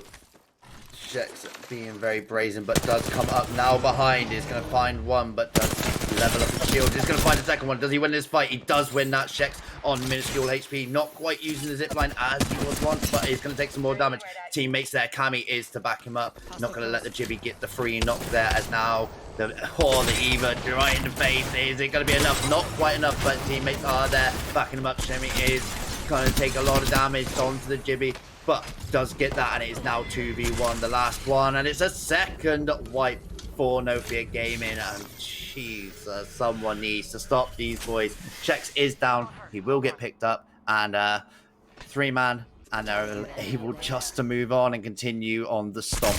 Are you winning yet? I do have eyes down onto another team as damage comes out with the L-Star. I think this is Backshot and co here. They all seem to find that whenever they're engaging, that they're always holding a building. It's never the biggest of compounds either, and it's not really worked out for them most of tonight. No. So I mean, hopefully they saw it in game one. Yeah, they've got no real defensive or support legend, I would say, as they are just going to chuck out, trade some shots, but the push is coming in, and the first one goes on to Raz, and that's thinking comes around. Oh, the second one goes, and this could be open the door out nice and early, and it looks like it's been pretty clean. I think they are out, but there is another fight as Sunset Kong is going to go down, and who is this? I think it's Nofia Gaming. Blackshot just barely getting out there. I don't know if he managed to get caught. Rad's gone down, yeah. And Theo just got him down. That's it. On 1 HP left. Unreal. They have no idea where he's gone. No idea. Backshot's gone. 1 HP stimmed. See ya. Yep. Dipping as now No Fear are looming, and it is going to be a regroup, and look at how close they are, and it's center zone, and it is Clan Mecca now just sharing less than 100 meters from an opposing team. They have been a good squad tonight. They put on some really, really good performances, and it'd be interesting to see what they can do in this last game and see if they can pull themselves up to those crucial third place and above for those prizes. Shots coming in, the big damage there onto the blue shield, not quite enough to crack it. And who is that they are fighting with? Dynamo FPS again, so that's no aim. Yeah, I think you're right there. And knowing these World's Edge circles, I think we could probably expect it to pull this way for them. It still can shift away, but there is a zone we know that does finish here. There's a couple of they're banking on this right now. Does look like they managed to rotate off though. Non-aim gaming as a lot of shots coming in there. Dynamo is on next. That's what I like to see, yeah. So he knows there's another crypto in the area. Either that or he knows that he's going to have to self-EMP. So you leave your shield on the ground for long enough, it doesn't take damage. Whereas it used to be the case you could only drop it for a second or so, and it wouldn't take damage. So they sort of kind of patched that. It's got a timer on it now, so you can drop it. I'm not quite sure what it is. About 30 seconds maybe. Drop for about 30 seconds, and you can self-EMP without your shield taking any damage. So smart plays really coming out from Dynamo. Level 3. Managed to get the beacon as well, and see that the circle is indeed going to pull their way. That's good for them. They're situated, they're ready, and they're just going to dig in. They don't really need to do anything here. Again, keeping the shield off for that play that you said about, which is phenomenal. If they get pushed, EMP, self-EMP, he's going to have the advantage on anyone walking through that door. I like it. It's smart. Team goated. They started off strong. They're playing the edge now. They've got good gear by the looks of it. Can they make more of a dent on this leaderboard, Fox? Can they pull themselves back up to the former glory that they had at the start of the night? Again, we know the deficit that they've got to make up compared to our top teams. So I think it's still anyone's game at the moment for those at least top two and below, second and third. I think it's open until 7th or 8th place. Like there's only 10 points in between it, and I mean a big fragging game, a win. It's all in the realms of possibility for even 8 to come up and steal a second or third spot. It certainly is, yeah. This is the first Revenant team that we've seen tonight as well. No, second. It is? Okay. So Yeah. Conch is running Rev here. It looks like they might have just wasted that Rev ult, possibly. John on the charge rifle rampage, interesting combination there. Interesting I'm duo, not sure if yeah. they maybe got screwed over with loot where they landed, possibly, but there's a few teams that are surrounding them or wanting to take that unbelievable backshots. How is he behind them? Andy has a Kraber in hand. Oh, How has Backshot got behind this team? I have no idea.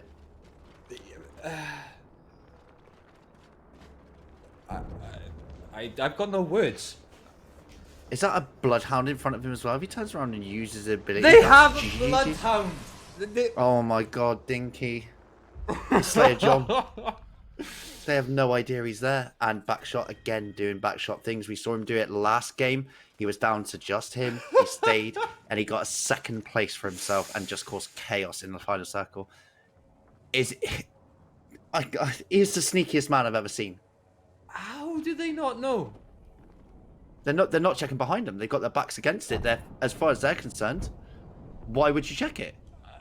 They're playing edge. They played edge all night.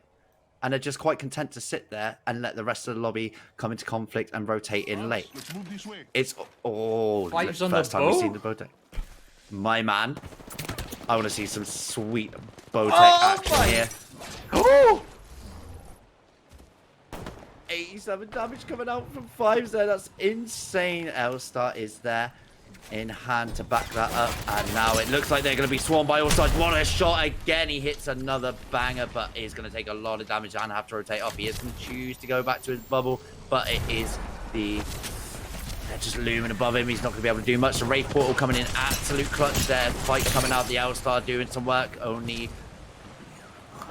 This is carnage. This is absolute carnage. Smart rotate off. He is down. That's a top fragger for their team. And Swansea Masters are going to have to put the tail between their legs, rotate off, and disengage from this fight. I don't think they want to. Looking at this, there we are. Ted picks out, I think, Guava. 5 still up. Let's get 1. Playing the Bowtech still underneath. 20 damage. No way. Oh, I think he's literally hit minimal damage on that boat twice in a It row. looked like there. he got his toe.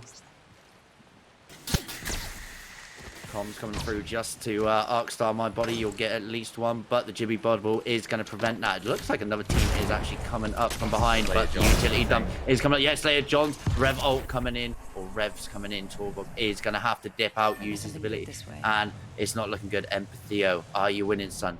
Hiding, snaking, lurking below, gonna let everyone else do it, but it looks like another team is gonna come around. It is so congested on this south side. No one's in zone, and they're quite content just to fight for those points. Everyone needs the points here, Fox. Yeah, this section here is... I don't understand how this has got so built up. Slayer John and crew decided to move from their position to try and get some kills. Can't fault them for that. But they've just lost 2 in the process. Lost all 3, and that was the no fear actually there as well. They've lost Shex in... well, they've just lost Carney too. Streamy's got to try and make his way out here. Not got too far to go, but he's got a little bit of maneuvering to do. And he's got the Octane, which is perfect for it. And we see him do that last game, and he did pretty well. Got himself some placement points for his team. Not that they need them at all. But look at the circle, completely unoccupied, as it looks like there's going to be another south side circle. Shades moving up. Is he going to hear the audio cue of Gas Daddy trying to get onto the roof? And now the engagement is going to start chasing him down. Shades down below. Oh, he's going to get the spot, and the remaining player absolutely just picked apart, insta kill, and that's another point. But it's going to be backfilled there. Big damage coming in. Absolutely loses shield. Just get the Jibby bubble down, using the battery, trying to reset a little bit before the push comes in. He hasn't got much time though, and the first play comes in.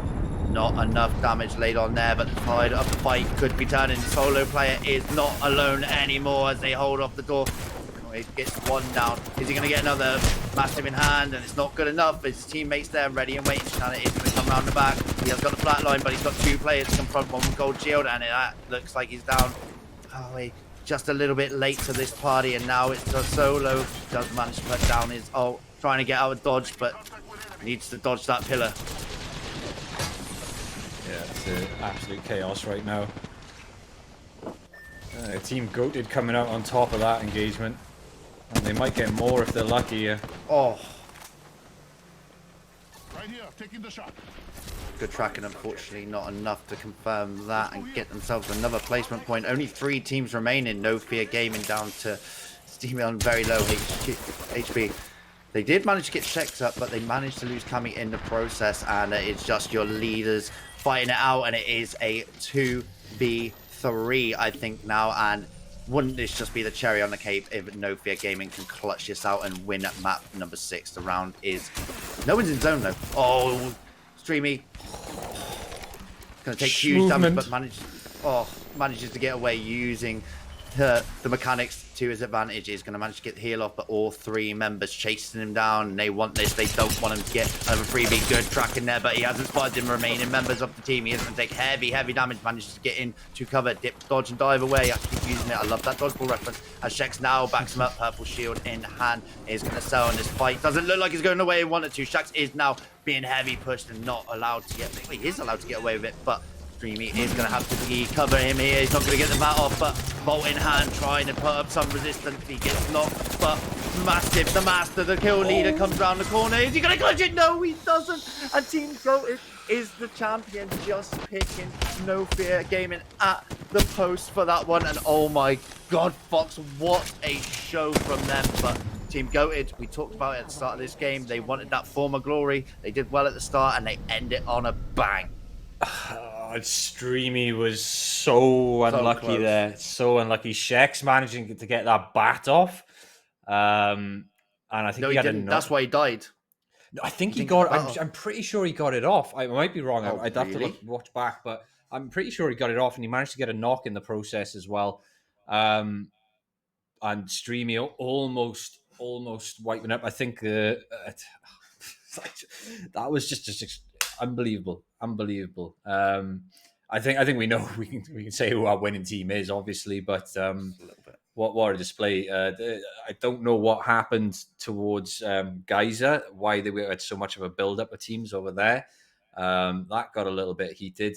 We did lose Backshot as well in the process. I did notice. Not sure who we went down to, but yeah, unbelievable. I mean, aside from that, that's the World's Edge sort of gameplay I'd expect. I would have expected more teams to be there waiting in no name in that final zone, but it wasn't to be, it seems.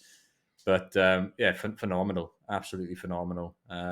Again, be interesting to see what our sort of second, third spots are going to look like after that. Not sure if we'll get if we're having a quick break or if we will get the results straight away. I'm told that we should be getting the results straight away. So if we can, please.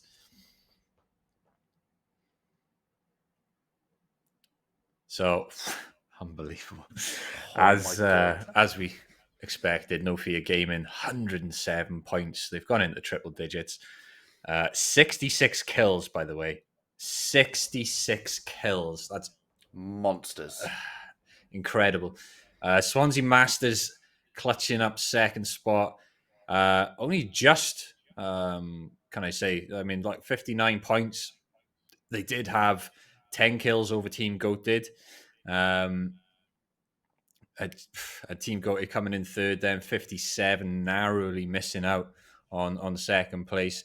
Clan Mecca, sadly, I don't think they had the rub of the green in that last game. Coming in fourth. Owls, massive congrats to them. They really started coming into things as the games went on. I think they had a bit of a rough start on Kings Canyon, but they really, I mean, fifth place, 46 points. Apologies, 17 kills. That's something to be proud of. The boys should be happy with their performance there. Non-aimers, Swansea Plats tied on points there. Non-aimers pipping them in 6 with their higher kills. Opened the door, managed to bring it back up to to 8th. They got themselves out. 39 points, 11 kills. Are you winning, son? They'll be a little bit disappointed just because of their kill tally there. 20 points, 20 kills, 34 points. F7 sneaking 10th spot with 33 points. And let's check our bottom 10. Fire Beavers, sadly, they couldn't make it into the top 10, narrowly so as well. They had some good games tonight, and maybe they just fell off a little bit towards those last few games. Xerox coming in then 12th. Slayer John tied with Swansea Diamonds on 10 points and 1 kill. They didn't manage to get any more kills, sadly, in that Geyser engagement with however many other teams that were there. So sadly, they didn't manage to get anything from that, but I think they'll be happy with their performance overall. Vision Gaming there in 8th with 1 kills, Turkledor, and followed by Ahoka. So if we can take a quick look at our kill leaderboard. And Streamy, McKee, we did see him go down in that, again, in that Geyser engagement. So he lost out on the chance to get any more kills there. So No Fear Gaming taking all top 3 for the kills there. Streamy ending on a massive 30 kills. Carney on 20 and Shex on 16. McKee tying with Shex there, actually on 16. 5 sneaking his way up as well with 10. Tied with Biopsycho on 10, and also Shades from CGSLs. Fantastic showing. No Fear. Great start from them, Crot. They really ran away with it. And those last 2 World's Edge games really put on a showcase for us. Absolutely, and there was just no stopping them. I mean, look at their kill scores alone are just monstrous, and the teamwork, the plays, everything has just been phenomenal and on point all night. And wow, it just what a first champion to have for a community tournament, and just what a display. And again, like we said, playing in community tournaments is fantastic. Yes, you might not get all that many points, but the things you can learn from the guys at the top, you're going to carry forward. You're going to watch the stream back, and it's a learning experience, and it's just gives you that drive to get better and build on what you did in your first comp, sometimes your first dip in the competitive pool. So, but yeah, an absolute masterclass. And I mean, we've seen some underdog stories. We wanted the Beavers after their second place. They came out swinging, and they just missed the top half of the leaderboard. No non-aimers. What a turnaround! Bottom for the first 2 games, I think, or near bottom, and they get themselves up into the top half of the leaderboard and top quarter of the leaderboard, and they have a member on the top kill board. So it just shows that if you can adapt and you can learn the different style between pubs, ranked, and comp, you can make it work. And it is just about learning. And yeah, what a competition. The action from start to finish, more so on Olympus because someone put it in the map, Paul. But yeah, it was just action-packed start to finish, and what an absolute show all the players have put on. We'd like to thank each and every one of them, and what a show, Fox. Fantastic. No, it's been incredible. I'm looking forward. There is another one next month as well, which is live, ready for signups, I believe, on Challenger Mode 2.